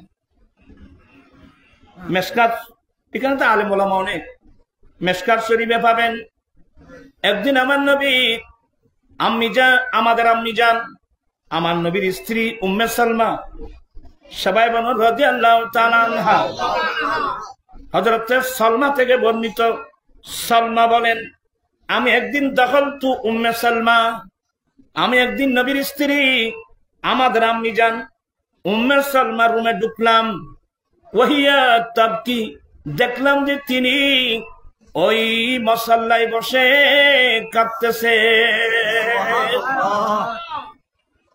আমি জিজ্ঞাসা করলাম মা ইয়াবকি, কে আমি জান আপনাকে কে কাঁদাচ্ছে? এখানে একটা কান্নার মশলা, কান্না মানে আবার অমা অজি অফু এগুলো না। বাপরে বাবা, এই যে মহরমের সান আসছে, একদল শিয়া মুসলমানের নামে শিয়া আছে, দেখবেন যে আই হুসাইন আই হুসাইন আই হুসাইন আই হুসাইন, দেখেন না আপনারা গোড়া তুলছে, মানে কত তামাশা। এবারে হয় যাবা অতিভক্তি, এরাই কিন্তু ময়দানে কারবালায় আহলে বাইতে রাসূলকে দাওয়াত দিয়ে নিয়েছিল, এই শিয়ারাই দাওয়াত দিয়ে নিয়ে গিয়েছিল। ইজতিমাআতি শিয়াতু, আমি কিতাবের আবাদ আশ্চর্য হয়ে যাবেন আপনারা, এই কুফার ইরাকের শিয়ারাই ইমাম হুসাইন আহলে বাইতে রাসূলকে দাওয়াত দিয়ে নিয়ে গিয়েছিল, আবার ওরা আহলে বাইতে রাসূলের বিরুদ্ধে চলে গেল। আমি বলছি তোমরা হুসাইন, আল্লাহ তোদেরকে কিয়ামত পর্যন্ত এভাবে কান্নাকাটা করাবে, এরা ওদের বংশধর। আমার নবীর ছেলে ইব্রাহিম রাদিয়াল্লাহু তাআলা সূরা কাউসারের তাফসীরে পাবেন, আমার নবী ইব্রাহিম, আমার নবীর ছেলে মেয়ে সবগুলো আমাদের আম্মি জান মা খদিজাতুল কুবরার মাধ্যমে আসছেন, কিন্তু ইব্রাহিম উনি একজন মারিয়া কিবতিয়া রাদিয়াল্লাহু তাআলার মাধ্যমে আসছেন। আমার নবী ওনাকে বেশি ভালোবাসতেন, যার কবর শরীফ জান্নাতুল বকি শরীফে। ইব্রাহিম রাদিয়াল্লাহু তাআলা আমার নবী বেশি ভালোবাসতেন। ওনার ইন্তেকালে আমার রাসূল দুই চোখের পানি ফেলে কাঁদছেন। তো একজন সাহাবা জিজ্ঞেস, নবী গো আপনি তো বলছেন যে কান্নাকাটি করা নিষেধ, আপনি নিজে কাঁদতেছেন? আমার নবী বলেন দয়া মায়া থাকলে তো কান্না আসবে। আমার নবী বলেন দয়া মায়া থাকলে তো কান্না আসবে। আমি কান্নাকাটি নিষেধ করি নাই, আওয়াজ করা নিষেধ করেছি। মা হারিয়েছেন, বাবা হারিয়েছেন, ছেলে মেয়েদের চোখে তো পানি আসবেই, চোখের পানি ফেলো, কিন্তু মা রে মা, বাবা রে বাবা, আছে না? আছে না? এটা আর শুরু হতো না, খাদি খাদি ওয়াজ করে, এগুলো মাতম, এগুলো জায়েজ নাই। হ্যাঁ, মা গো মা, বাবা বাপরে বাপ, ই তার কথা ই ব্যক্তি তোমার অপ্রিয়। এখানে আমাদের কিছু ছেলে আছে এ সৌদায় কারবালার মাহফিলে ও কি করে মা ফাতেমার কান্নার সুরে বিশ্বভুবন হাই হাই করে। ইনকি বলে দি তুই মা ফাতেমার জীবনে কোনোদিন সুর ধরে কান্নাকাটি করছে? আর পৃথিবীর শুনলো কিভাবে?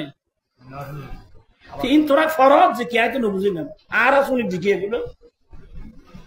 মা ফাতেমার কান্নার সুরে, মা ফাতেমার জীবনে কোনোদিন সুর ধরে কান্নাকাটি করছে?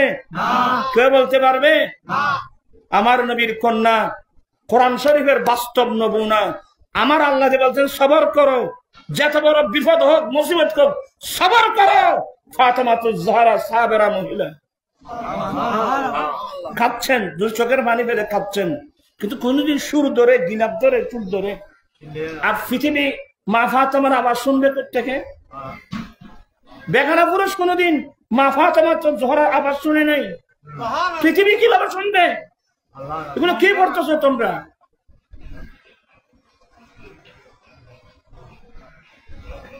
তোমরা এগুলো কি মহব্বত দেখাচ্ছ না নবীর আওলাদের উপর বড় আক্রমণ করতেছো? এগুলো সাবধান, সতর্ক। মা ফাতেমার কান্নার সুরে, মা ফাতেমার কান্নার, হ্যাঁ মা ফাতেমার একটা কৌল আছে, আস-সাবায়কুল মুহররম কিতাবে আছে। মুহররমের 10 তারিখ 9 তারিখ দিবাগত রাত ইমাম হুসাইন রাদিয়াল্লাহু তাআলা আনহু নির্দেশ দিয়েছিল, ও আমার আহলে বাইত পরিবার, তোমরা আমার সঙ্গে অনেক বড় মোহাব্বত করে এসেছিলে। এই জালেমরা আমার রক্তের পিপাসু, এরা আমাকে কোনোদিন ছাড়বে না। আমি তোমাদেরকে পারমিশন দিলাম, তোমরা যেভাবে হোক, যেদিক দিয়ে হোক, তোমরা মদিনায় চলে যাও।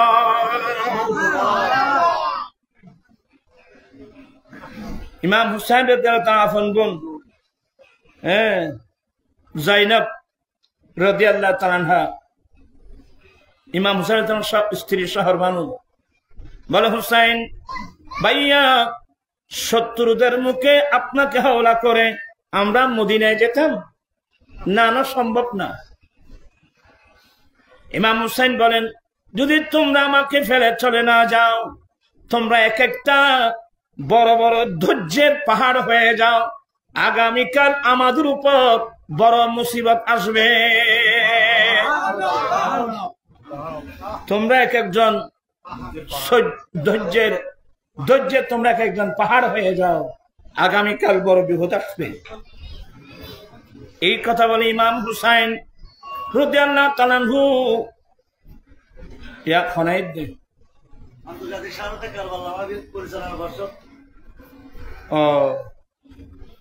সবাই বলেন মারহাবা। এক শহদায়ে কারবালা রিদওয়ানুল্লাহ আলাইহিম আজমাইনের 5 দিন ব্যাপী মাহফিলে কি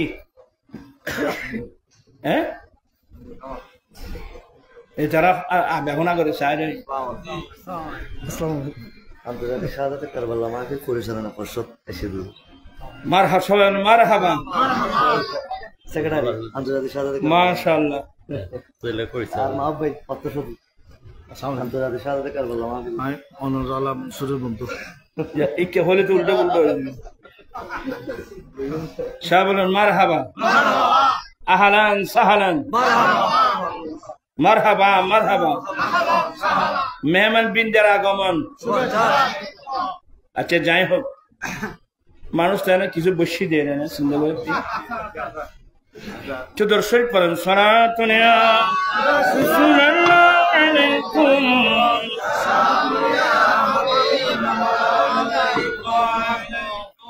যাই হোক, ইমাম হুসাইন রাদিয়াল্লাহু তাআলা আনহু এবার লাস্ট বারের মতো তাঁবুর এক কোনায় বসে কোরআনে পাক তিলাওয়াত করতেছে।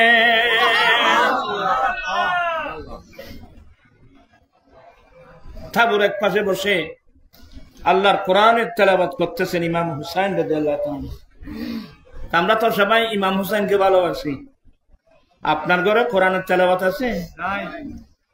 আপনি কোরআন তেলাওয়াত করেন, আপনার ছেলে মেয়েরা কোরআন তেলাওয়াত করে, বিল্ডিং তো বিরাট, 3 কোটি টাকা খরচ করেছেন, সেই বিল্ডিং এ কোরআনের কোন তেলাওয়াত আছে? তো নসিব খারাপ হয়, আগে তো বললাম তো, নসিব খারাপ হইলে গরিবের কিছু নেই। তবে আমি নিরাশ করব না, নসিহত করছি। আবার আজ থেকে ফজরের নামাজ কোথায়? মসজিদে। মসজিদে ফজর নামাজ পড়ে একটা রুটিন করবেন, আমি ফজরের নামাজ মসজিদে পড়বো, নামাজ পড়ে আরো আধা ঘন্টার সময় আমি মসজিদের ভিতর থাকবো, কোরআন শরীফ নিয়ে মসজিদে কোনায় বসে যাব। এই বয়সে, যার যা বয়স, এই বয়সে আমি আবার আলিফ বা তা সা জিম হা খ দাল আমি আবার শুদ্ধ করে, এই বয়সে আমার বয়স 50 বছর হোক, 60 বছর হোক, 70 বছর হোক, যে বয়স হোক, আমি চাকরিজীবী হই, আমি রিক্সাওয়ালা হই, আমি ঠেলা গাড়িওয়ালা হই, আমি আবার এ কোরআন শিখার চেষ্টা করব। মাত্র আধা ঘন্টা, আপনি 3 মাস ডেলি আধা ঘন্টা করে, কত? 3 মাস পরে দেখবেন যে আপনি সুন্দর শুদ্ধভাবে কোরআন শরীফের 1 পাতা কোরআন আপনি পড়তে পারছেন। তখন আপনার মধ্যে কোরআনের এমন মহব্বত আসবে যে আমি নিজে নিজে দেখি কোরআন শরীফ আমি নিজে নিজে পড়ব। তখন কোরআন পাকের তেলাওয়াতের একটা আমার আপনি জানে এখনো আছে, দোয়া করবেন আল্লাহ যেন হায়াত দারাজ করেন। ছোটকালের কথা আমাদের মনে আছে, আমরা কোনোদিন ফজরের আজান দিলে আমরা কোনোদিন বিছানায় থাকতে পারিনি, আমি যেন উঠাই দিতে, উঠো উঠো আজান হয়েছে মসজিদে যা। আমরা মসজিদ থেকে নামাজ পড়ে বাড়িতে আসতাম, তখন আমাদের বাড়ির পাড়ার মহিলারা ফজরের নামাজ পড়ে মসল্লা বসে গুনগুন গুনগুন করে কোরআন তেলাওয়াত করত। মুরব্বীরা বলতে পারবে এই ধরনের একটা পরিবেশ ছিল, কিন্তু এখন গুনগুন আওয়াজই বাজে না। দিনের 10টা উড়ে দেয়, তোমারও চাল মালিশ করে করে ঘুমিয়ে আগুনে 200 তোমার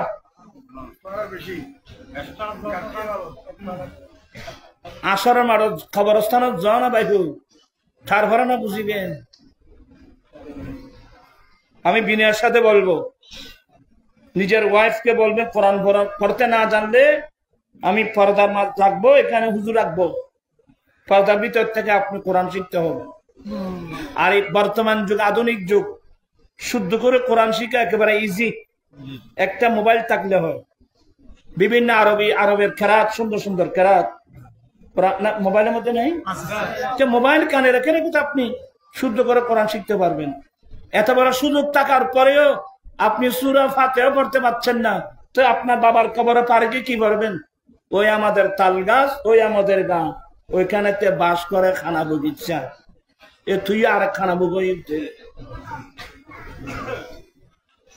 তোমরা ছেলেরা খারাপ মন্তব্য করবা না, আমার যতটুকু সম্ভব নসিহত আমি করে যাচ্ছি। এই যে আজকে বলছি কোরআন শরীফ, এটা একটা অলরেডি একটা বিজ্ঞান। তোমরা যে বিজ্ঞানের ছাত্র বলতেছো, বিজ্ঞান তো বিজ্ঞান পড়লে তো দেশ উন্নতি হয়, অবনতি হচ্ছে কেন? তাহলে বোঝা গেল আপনাদের বিজ্ঞানের মধ্যে ভুল আছে, তোদের বিজ্ঞান ভুল। সত্যিকারের বিজ্ঞান হলো 30 পারা কোরআন। আপনি একটা বই পাবেন, বিজ্ঞান না কোরআন, বিজ্ঞান না কোরআন, বাই মোহাম্মদ নুরুল ইসলাম। উনি আপনার মতো ইংরেজি শিক্ষিত, বাংলা শিক্ষিত মানুষ, সে বাংলা ইংরেজির পাশাপাশি আল্লাহর কোরআন নিয়ে যখন সে স্টাডি করলো, সে দেখতে পেল কোরআন শরীফের ফার্স্ট টু লাস্ট আগাগোড়া বিজ্ঞান। উনি মন্তব্য লিখছেন বিজ্ঞান না কোরআন। ওনার আরেকটা বই দেখলাম, বৈজ্ঞানিক মোহাম্মদ সাল্লাল্লাহু আলাইহি সাল্লাম, বলিয়ান নম্বর 1, 2, 3, 4। আমার নবী বড় বৈজ্ঞানিক, আল্লাহর পরে সবচেয়ে বড় বৈজ্ঞানিক কে?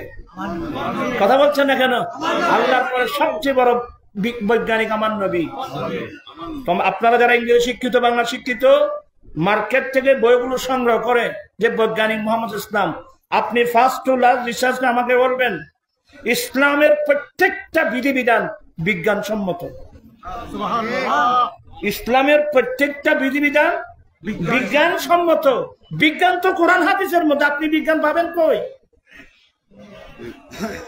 এই বিজ্ঞান হারিয়ে, এই বিজ্ঞান পেয়ে কেউ গৌসুল আজম হয়েছিল, কেউ গরিব নামাজ হয়েছিল, এই বিজ্ঞান হয়ে সিদ্দিক আকবর, ফারুক আজম। আরে ফারুক আজমের মর্যাদা কত বড়! এদের মিশর শহর। এখন তো আমাদের চুক্তি নিয়ে কত দ্বন্দ্ব, ফারাক্কা চুক্তি, তিস্তা চুক্তি, চুক্তি আছে মুক্তি নেই। কথা বলছেন না কেন? চুক্তি হয়, চুক্তি হয় না। আমার ভাইয়েরা, ফারুক আজমের যুগে একদল মুজাহিদিন পাঠিয়েছেন মিশর শহরে জিহাদ করে কালমার পতাকা উড্ডীন করার জন্যে। সেই যুদ্ধের মধ্যে এমন যুদ্ধ হলো, ওইখানে হযরত সাইয়েদনা আমর ইবনুল আস রাদিয়াল্লাহু তাআলা আনহুর নেতৃত্বে এমন যুদ্ধ হলো, মিশরের জমিনে ইসলামের পতাকা উড্ডীন হলো। প্রায় মানুষ কলমা পড়ে মুসলমান হয়ে গেল।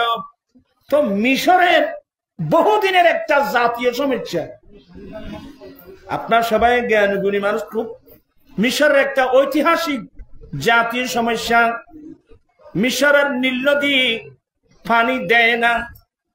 সেই নীল নদীর উপর জিনের উপদ্রব,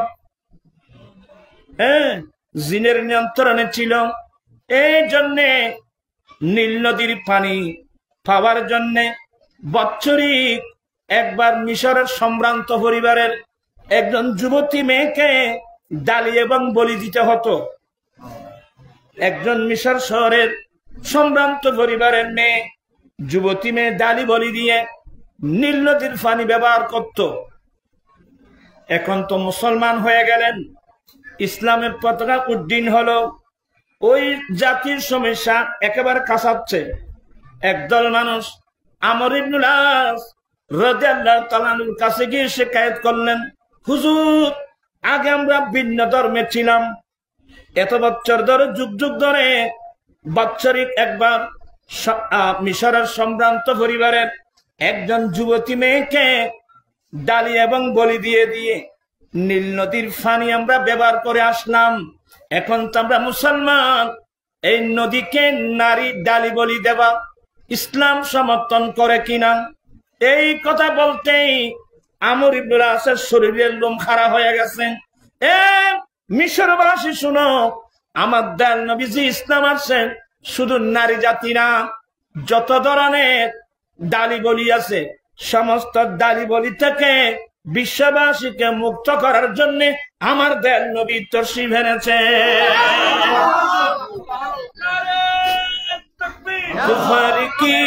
कुफर की पल में तारीकियां चट गई, जिस गरी नूर हक बेनकाब आ गया, इनकलाब आ गया, कंकरू को भी तर्ज़े ख़िताब आ गया, कुफ्र शिरक खाली कताए हो गई सारी दूर, मशरिक़ मग़रिब दुनिया अंदर हो गया नूर ही नूर, नबी जी अल्लाह अल्लाह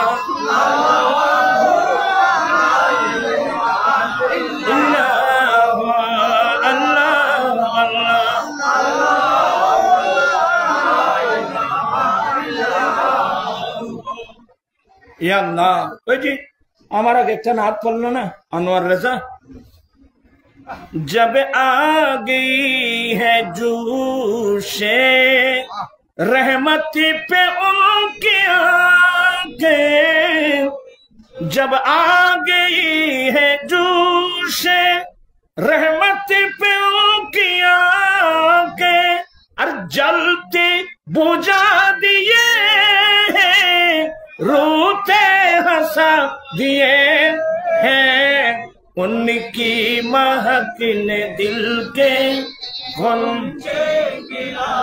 এগুলো আল্লাহ হযরতের কঠিন না তো, এই জন্য আপনারা বুঝেন নাই। গয়ে হে খুঁজে বস, চিৎকার দিয়ে বলুন না সুবহানাল্লাহ। আমর ইবনে আস বলেন, মিশরবাসী ইসলাম এটাকে কোনোদিন কি করে না, সমর্থন করে না। বলো যদি সমর্থন না করা হয় সমাধান কিভাবে হবে? আমর ইবনে আস বলেন, এই মিশরবাসী তোমরা একটু অপেক্ষা করো, ঘটনাটা লিখে আমি খলিফাতুল মুসলিমিন ফারুক আজমের কাছে জানাচ্ছি। খলিফাতুল মুসলিমিন ওমর ফারুক রাদিয়াল্লাহু তাআলার কাছে আমি এই বিষয়ে লিখে আমি জানাচ্ছি, হুজুরের উত্তর আসা পর্যন্ত তোমরা একটু অপেক্ষা করো। হ্যাঁ ভালো, কোন সমস্যা নাই। খালি হযরত আমর ইবনে আস তিনি চিঠি লিখে পাঠালেন, হুজুর মিশরবাসীর এক জাতীয় সমস্যা। ফারুক আজম চিঠি পেয়ে উত্তর লিখছেন, এ আমর ইবনে আস তুমি ঠিকই বলছো, ইসলাম নারী জাতিকে ডালি এবং বলি দেওয়া সমর্থন করে না। ইসলাম তো আসছে নারী জাতিকে ডালি বলি দেওয়া থেকে রক্ষা করার জন্যে। তবে এই সমস্যার সমাধান কি? আমর ইবনে আস তোমাদের চিন্তা করার দরকার নাই, আমি ওমর ডাইরেক্ট নীল নদীর কাছে চিঠি লিখতেছি। ইসলামের ইতিহাস ছাড়া এই তথ্য পৃথিবীর কোন ইতিহাসে দেখাতে পারবে না। হ্যাঁ, কি চিঠি? নদী চিঠি বলে জানে না। যারা আল্লাহকে চিনে নদী তাদেরকে চিনে, গাছে বাসে তাদেরকে চিনে। আমরা আল্লাহকে চিনে, রসুলকে চিনে না, এই জন্য আমাকে আমার ওয়াইফও চিনে না, আমার ছেলে মেয়েরাও চিনে না। তুমি আল্লাহকে চিনো না, রসুলকে চিনো না, তো তোমাকে চিনবে কে? তুমি আল্লাহকে চিনতে শিখো, রসুলকে চিনতে শিখো, দেখবে আর ছেলে সন্তান না গাছে বাসে তোমাকে মানতে। ফারুক আজম বলেন, এটা কিসের চুক্তি? 10 বছরের চুক্তি, তিস্তা চুক্তি, ভারাক্কা চুক্তি, কিসের চুক্তি? চুক্তির দরকার নাই। ফারুক আজম বলেন, আমি ডাইরেক্ট নীল নদীর কাছে চিঠি লিখতেছি, আমার চিঠিখানা নীল নদীর মাঝখানে ফেলে তোমরা অতি দ্রুত বেগে চলে আসবা। ফারুক আজমের ইমান, ওনার চিঠি পাওয়া মাত্র নীল নদীর কাছে পানি বন্ধ করে রাখার কোনো ক্ষমতা নাই।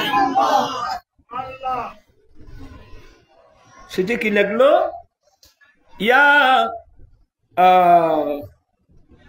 ফারুক সৈয়দ সাহেব ছিল না, আরাধন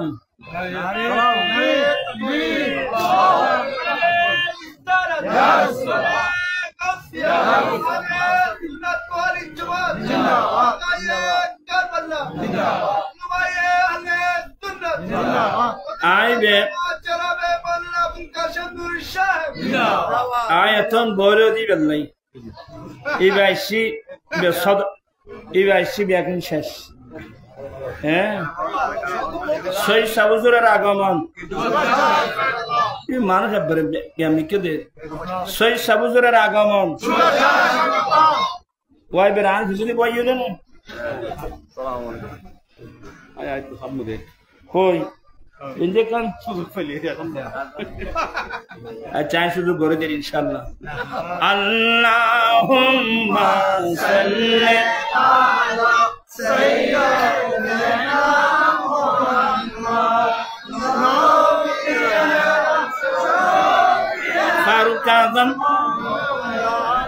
ফারুক আজম চিঠি লিখলেন, ইয়া বাহরু ইন কুনতা তাজরি বিনাফসিক লা তাজরি।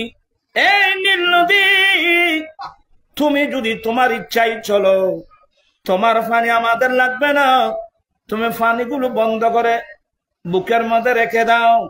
ওয়াইন কুনতি তাজরি বিআমরিল্লাহ বাজরি, তুমি যদি আল্লাহর নির্দেশে চলো, ওমরের চিঠি পাওয়া মাত্র পানি ছেড়ে দাও। আজ থেকে কিয়ামত পর্যন্ত নারী ডালি বলি দেওয়া চলবে না। আল্লাহু আকবার, আল্লাহু আকবার, ইয়া রাসূলুল্লাহ। জিন্দাবাদ। ইনি ফারুক আজম। আশ্চর্য হচ্ছেন? আপনাদের আশ্চর্য লাগতেছে? কোরআন শরীফ 9 ফরজ এই রাজ্যের। হযরত সাইয়েদনা সুলাইমান আলাইহিস সালাম আল্লাহর কাছে দোয়া করলেন, রাব্বিগফিরলি ওয়া হাবলি মুলকান। আয় আল্লাহ, তুমি আমাকে মাফ করে দাও, তুমি আমাকে এমন একটা রাজ্য দান করো। ও বাবা সাবল আয়াব সামনবাদ মুলকান লা ইয়ামবাগি মিন বাদি লিআহাদি মিন বাদি। আল্লাহ, তুমি আমাকে এমন রাজ্য দান করো, আমি সুলাইমানের পরে এই বিরাট রাজ্য যেন কারো জন্য প্রযোজ্য না হয়, এমন একটা রাজ্য দান করো। সুলাইমান ইসলাম আল্লাহর কাছে বলছেন যে, প্রথম বলছেন আল্লাহ আমাকে মাফ করে দাও, এরপরে আল্লাহ আমাকে হাবলি মুলকান লা ইয়ামবাগি লিআহাদি মিন বাদি। আল্লাহ, তুমি আমাকে এমন রাজ্য দান করো, এমন বাদশাহী দাও আমার পরে অন্য কারো জন্য যেন এই বাদশাহী প্রযোজ্য নয়। আল্লাহ দিয়েছেন না দেন নাই? তোমার দেখে না। আল্লাহ বলেন ফাসাখারনা লাহুর রিহা। অতঃপর আমি আল্লাহ 1 নম্বর সুলাইমান ইসলামের জন্য আমি বাতাসকে সুলাইমান ইসলামের নিয়ন্ত্রণে করে দিলাম। ওই নিয়ে আলা বাফারাত তাজরি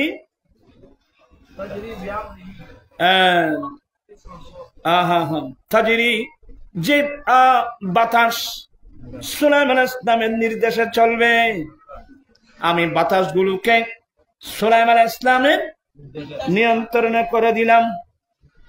এ বাতাস হুজুর এদিকে আসবে, এ যা চলে যাবে। গোটা বাতাসগুলোকে আল্লাহ এই শক্তি যদি থাকতো এনে 6 নম্বর সিঙ্গেল নামা দেখা 10 নম্বর 100 নম্বর এই যাও, চলে যাও।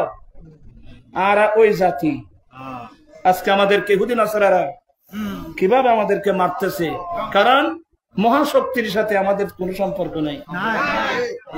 আর আমি এখন সাহায্য কে রাশিয়ার লাখ হাতিল করিবেন নাই, আর কে আমেরিকার লাখ হাতিল করিবেন নাই, আর কে চীনের লাখ হাতিল, তারা বড় শক্তি।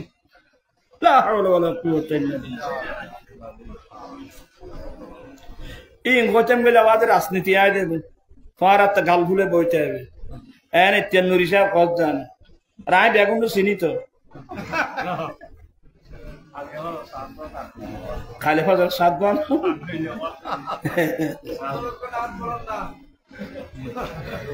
আল্লাহ সবাইকে কথাগুলো বুঝার তৌফিক দান করুন। আল্লাহ বলেন, আমি বাতাসকে সুলাইমান ইসলামের নিয়ন্ত্রণে করে দিলাম, ওনার নির্দেশে চলবে। এ বাতাস, আমি সুলাইমানের এই সিংহাসন তখ্ত সুলাইমান কত করতে পারি 300 মাইল দৈর্ঘ্য কমাইল 300 মাইল প্রস্থ। এগুলো আমি পেয়েছি ফয়জুর রহমানে। আল্লামা পাকিস্তানের আল্লামা ওয়াইসি রহমতুল্লাহ আলাই তাফসীর রুহুল বায়ান শরীফের শরহ লিখতে গিয়ে এই কথাগুলো লিখছেন। 300 মাইল কত? 300 মাইল। গোটা বাংলাদেশে দৈর্ঘ্যমেদি 300 কিলোমিটার হইল। ফার্স্ট আমি দৈর্ঘ্য মানলাম না, এত বড় সিংহাসন। আচ্ছা, ভিন্ন আলোচনা এগুলো। এ বাতাস, আমার সিংহাসনটা এই মুহূর্তের মধ্যে দুনিয়ার পশ্চিম প্রান্তে নিয়ে যা। বাতাসের সাঁ করে। এখানে কি ইঞ্জিল ছিল? এখানে কি ব্রেক ছিল? এমন ভাবে নিয়ে গেছেন, এখান থেকে আকাশ দিয়ে উড়ানোর সূত্র। এই যে প্লেন আবিষ্কার, এখান থেকে প্লেন আবিষ্কারের সূত্র বুঝছেন, নিয়ে গেছে। কাজ শেষ হলো, আমাকে এই মুহূর্তের মধ্যে পশ্চিম দুনিয়ার পূর্ব প্রান্তে দিয়ে আসো, অথবা আমাকে ফিলিস্তিনে দিয়ে আসো। করে নিয়ে আসলেন। আমরা তো প্লেনে চললে বাতাসে ফাইলিয়ে না বোঝা যায়, বুঝছো না? কিন্তু সুলাইমান ইসলামের যে প্লেন, এখানে তো এখানে কোনো যানজট ধাক্কা ধাক্কি এগুলো কিছু ছিল না, এমন বাদশাহী দিলেন। এরপরে ওয়াশায়াতিনা কুল্লা বান্নাই ওয়া গাফফাস, ঠিক আছে না? ঠিক আছে না?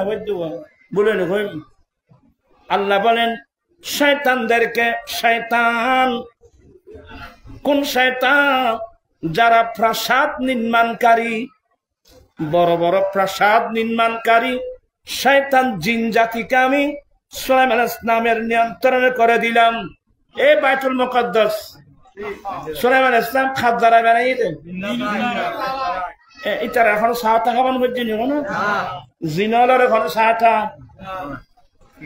সালাম তারা খাবাই ভালো, তারা খাবাই না জিন। সুলাইমান ইসলাম আন লাড়ি কই সুলাইমান ইসলাম লাঠির উপর বার দিয়ে দাঁড়ালেন, এই আল্লাহর ঘর বাঁধো। সমস্ত জিনগুলো আল্লাহর ঘর নির্মাণ করছিলেন। এক দাঁড়ানোতে সুলাইমান ইসলাম দুনিয়া থেকে ইন্তিকাল করে গেলেন। সুলাইমান ইসলাম ইন্তেকাল করে গিয়েছেন, কিন্তু লাঠির উপর দাঁড়ানো কাজ শেষ হয় নাই তো। আল্লাহর নবীর জন্য হায়াত মত দুটা এক সমান। সুলাইমান ইসলাম দাঁড়ানো, এদিকে এটা লাড়ি বের নিচুরি উই ফুকা ঢুকে খাওয়া আরম্ভ করলো। এইদিকে বাইতুল মাকদাস নির্মাণ শেষ, এদিকে সুলাইমান ইসলামের লাঠি উই ফুকা খাইয়ে দেয়। উই ফুকায় খেতে খেতে ঠুল ফট করে ভেঙে গেল। সুলাইমান ইসলাম শুয়ে পড়লেন, জিনগুলো ফলে ফল ফালিয়ে যায়। জাগছো না কামতা শেষ। এই শান ইসলামের মধ্যে পাওয়া যাবে, এই মর্যাদা ইসলামের মধ্যে পাওয়া যাবে।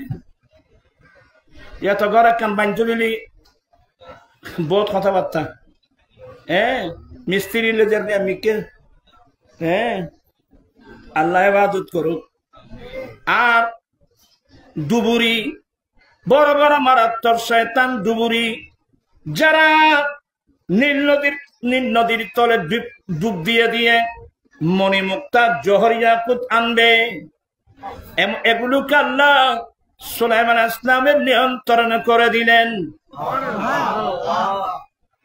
হ্যাঁ, লাস্টে আল্লাহ কি বলছেন? ফামনুন ফামনুন আমসিক, এ সুলাইমান তুমি যাকে ইচ্ছা তাকে দাও। এ সুলাইমান তুমি যাকে ইচ্ছা তাকে হেসান করো, যাকে ইচ্ছা তাকে দান করো। আমসিক, অথবা তোমার কাছে রেখে দাও বেগাইর হিসাব, তোমার থেকে কোন প্রকারের হিসাব নেওয়া হবে না। এ সুলাইমান যাকে ইচ্ছা তাকে দাও, আর ইচ্ছা নিয়ে না লাগ রেখে দাও, কোনো হিসাব নেওয়া চলবে না। তিনি তো সুলাইমান ইসলাম, আর আমাদের নবী তো সুলাইমান ইসলাম বাদশাগিরি করছেন আমার নবীর নামের উপর। সুলাইমান ইসলাম যে আংটি পরে বাদশাগিরি করছেন, সে আংটির মধ্যে আমার দয়াল নবীর নামে লেখা ছিল। হ্যাঁ, এই জন্য আমার দয়াল নবী সম্পর্কে আল্লাহ বলছেন, মেরে করিম সে গর কতরা কিসি নে মাंगा, अरे मेरे करीम से गर कतरा किसी ने मांगा, दरिया बहा दिए दरिया बहा दिए दुर्बे बहा दिए हैं, उनकी महक दिल के বলছে কিনা। আসলে রাইতে গিয়ে গনি বহু দূরে চলে আসলাম আমি।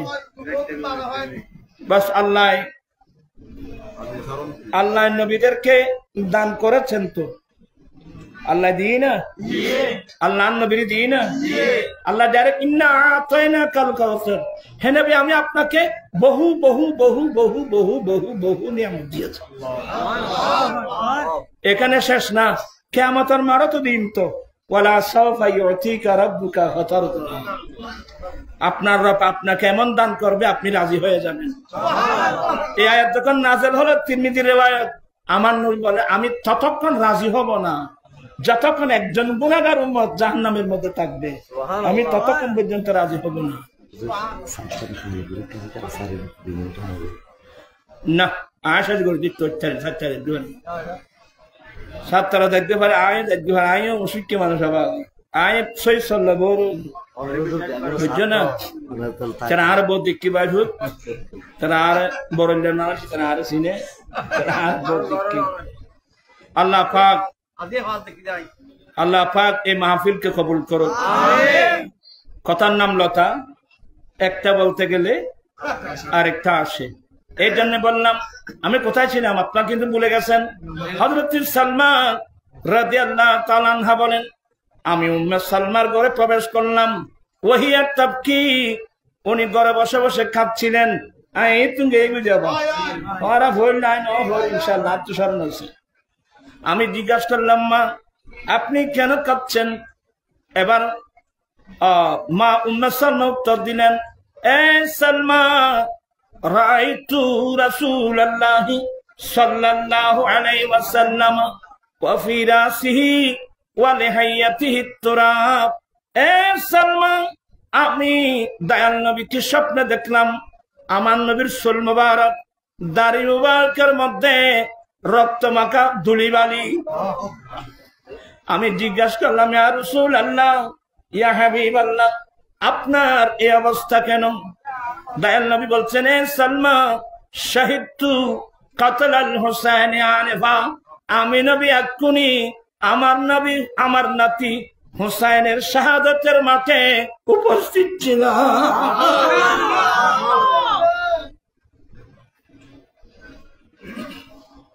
পৃথিবীর ইতিহাসে এত বড় করুণ কাহিনী ইতিপূর্বে হয় নাই, আর কিয়ামত পর্যন্ত করুণ কাহিনী হবে না। নবী কষ্ট হয় নাই?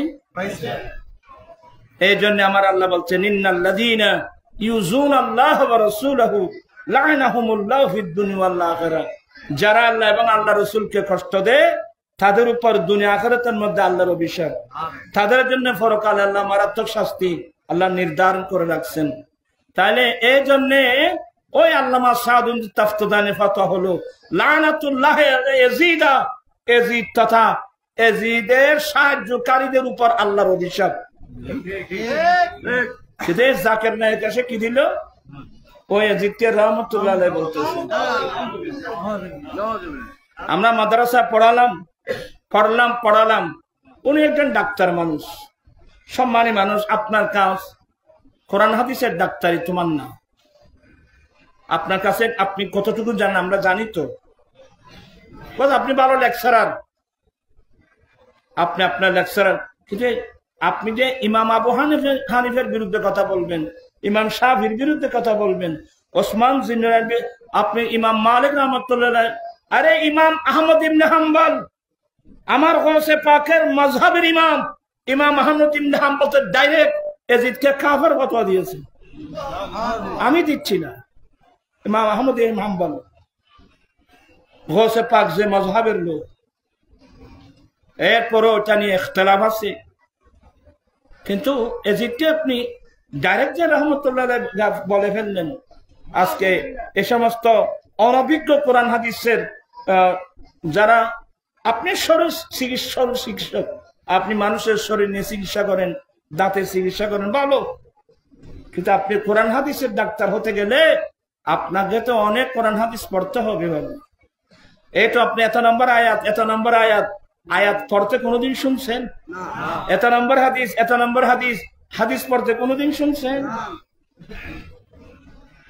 ভালো ভালো মানুষ অ্যাক্সিডেন্ট করে ফেলছে।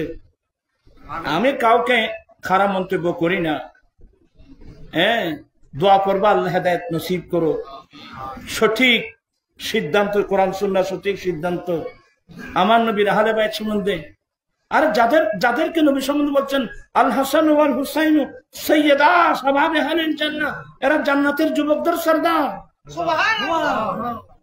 এদের বিষয়ে আপনি কি মন্তব্য করলেন? তবে আপনাদেরকে ওনার আমার সমস্যা না, আমার সমস্যা হলো আপনারা আমাদের যারা ছেলেরা আছো, স্কুলের ছাত্র, কলেজের ছাত্র, ইউনিভার্সিটির ছাত্র, শিক্ষিত সমাজ, ভালো ভালো মানুষ, আগে আমাদের ছেলেরা নাবির নিচে হাত বাঁধতো, এখন এটা ভালো। আগে মরত্ব আসিল, এখন জাকের নেয় মাইবা বানাই। আর বলো সহিহ হাদিস, তো সহিহ হাদিস আমি চিনি না, আমরা চিনি না। তারপরে দোয়া করবো আল্লাহ হেদায়েত নসিব করুক। আসলে কথার নাম লতা, বলবো না বলতে বলতে আমি অসুস্থ মানুষ, আমি আর কথা বাড়াচ্ছি না। আমার সৈয়দ সাহেব কেবলা আসছেন, ওনার মূল্যবান তকলির আছে। আর বিশেষ করে আন্তর্জাতিক সৌদায় কারবালা মাহফিলের যাদের নেতৃত্ব হয়, এ ধরনের কয়েকজন মেহমান আপনাদের এই মাহফিলের তশরিফ এনেছেন, ওনাদের দুই চার কলমা শোনাও তো আপনাদের জন্য আমাদের জন্য দরকার। তা আমি এটা সুযোগ করে দিলাম। সৈয়দ সাহুদুর আসছেন, দোয়া চাচ্ছি আমার আম্মি যেন সুস্থ, আমি অসুস্থ। আমার বড় ভাইয়ের একমাত্র মেয়ে ক্যান্সার, মারাত্মক জটিল রোগ। এভাবে অনেক নারী পুরুষ অসুস্থ, মেডিকেলে গেলে যে বুঝা যায়। আল্লাহ যেন আহলে বাইত রাসূলের উসিলায় আল্লাহ যেন এই সমস্ত রোগীদেরকে আল্লাহ যেন শেফা দিলে। আমার ভাই মাওলানা তৈয়ব আলী সাহেব, উনিও নাকি শুনলাম উনিও নাকি অসুস্থ, ওনার জন্য এভাবে যারা যারা অসুস্থ প্রত্যেকের জন্য দোয়া করবেন। আর আমার আঞ্জুমানের রাসবিয়ার উদ্যোগে আগামী মাসের 23 তারিখ মুরাদপুর এলজিডি ভবনে ঐতিহাসিক আলা হযরত আমরা কনফারেন্স করতে যাচ্ছি। আপনারা সবাইকে দাওয়াত দিচ্ছি, যদি সুযোগ হয় আসলে আমরা খুশি হব। আল্লাহ সবাইকে এই খেদমতগুলো আল্লাহ তৌফিক দান করুক। আহলে সুন্নাত ওয়াল জামাতের উলামা, পীর, মাশায়েখ, প্রতিনিধি যে যেখানে কাজ করছেন, বিশেষ করে ফিলিস্তিন, লবনান, সিরিয়ার মুসলমানের উপর, ইরানের উপর এই জালেমদের যে আক্রমণ, আল্লাহ এটা আল্লাহর সাহায্য ছাড়া এটা সম্ভব হবে না। হ্যাঁ, আল্লাহর কাছে দোয়া করবে আল্লাহ যেন আহলে বাইত রাসূলের উসিলায় জালেম ইহুদিদেরকে যেন আল্লাহ, ইসরায়েলকে যেন আল্লাহ ধ্বংস করে দেয়। সারা বিশ্বের মুমিন মুসলমানের জান, মাল, ইজ্জত, আবরুকে যেন আল্লাহ হেফাজত করে। আর কথা না বাড়িয়ে আমি শেষ করলাম। আল্লাহুম্মা আমিন। মাওলায়া সাল্লি ওয়া সাল্লিম দাইমান আবাদা আলা হাবিবিকা খায়রিল খালকি কুল্লিহিম। মাওলা 5 দিন ব্যাপী সৌদায় কারবালার মাহফিলকে আল্লাহ তুমি কবুল করে নাও। নিশ্চয় উলামা ইকরাম মূল্যবান বক্তব্য রেখেছেন, আল্লাহ প্রত্যেকের এই বক্তব্যকে আল্লাহ তুমি কবুল করো। আল্লাহ এই মাহফিলের সাথে যারা সম্পৃক্ত আছেন, টাকা দিয়েছেন, পয়সা দিয়েছেন, আল্লাহ যেভাবে সাহায্য সহযোগিতা করেছেন, আল্লাহ প্রত্যেকের সহযোগিতাকে আল্লাহ কবুল করো। আল্লাহ আমাদের জীবনে গুনাহগুলো মাফ করে দাও, মা বাবার গুনাহগুলো মাফ করে দাও। আল্লাহ লক্ষ লক্ষ কোটি কোটি মুসলমান কবরস্থানে, আল্লাহ তাদের জীবনে গুনাহগুলো মাফ করে দাও। আল্লাহ আমাদেরকে আহলে সুন্নাত ওয়াল জামাতের আকায়েদের বুঝার, আকায়েদের উপর অটল থাকার তৌফিক দান করো। জীবনে একটি বার হলো সোনার মদিনার মুসাফির করো। বিহাক্কি লা ইলাহা ইল্লাল্লাহ মুহাম্মাদুর রাসূলুল্লাহ। আসসালামু আলাইকুম ওয়া রাহমাতুল্লাহি ওয়া বারাকাতুহু।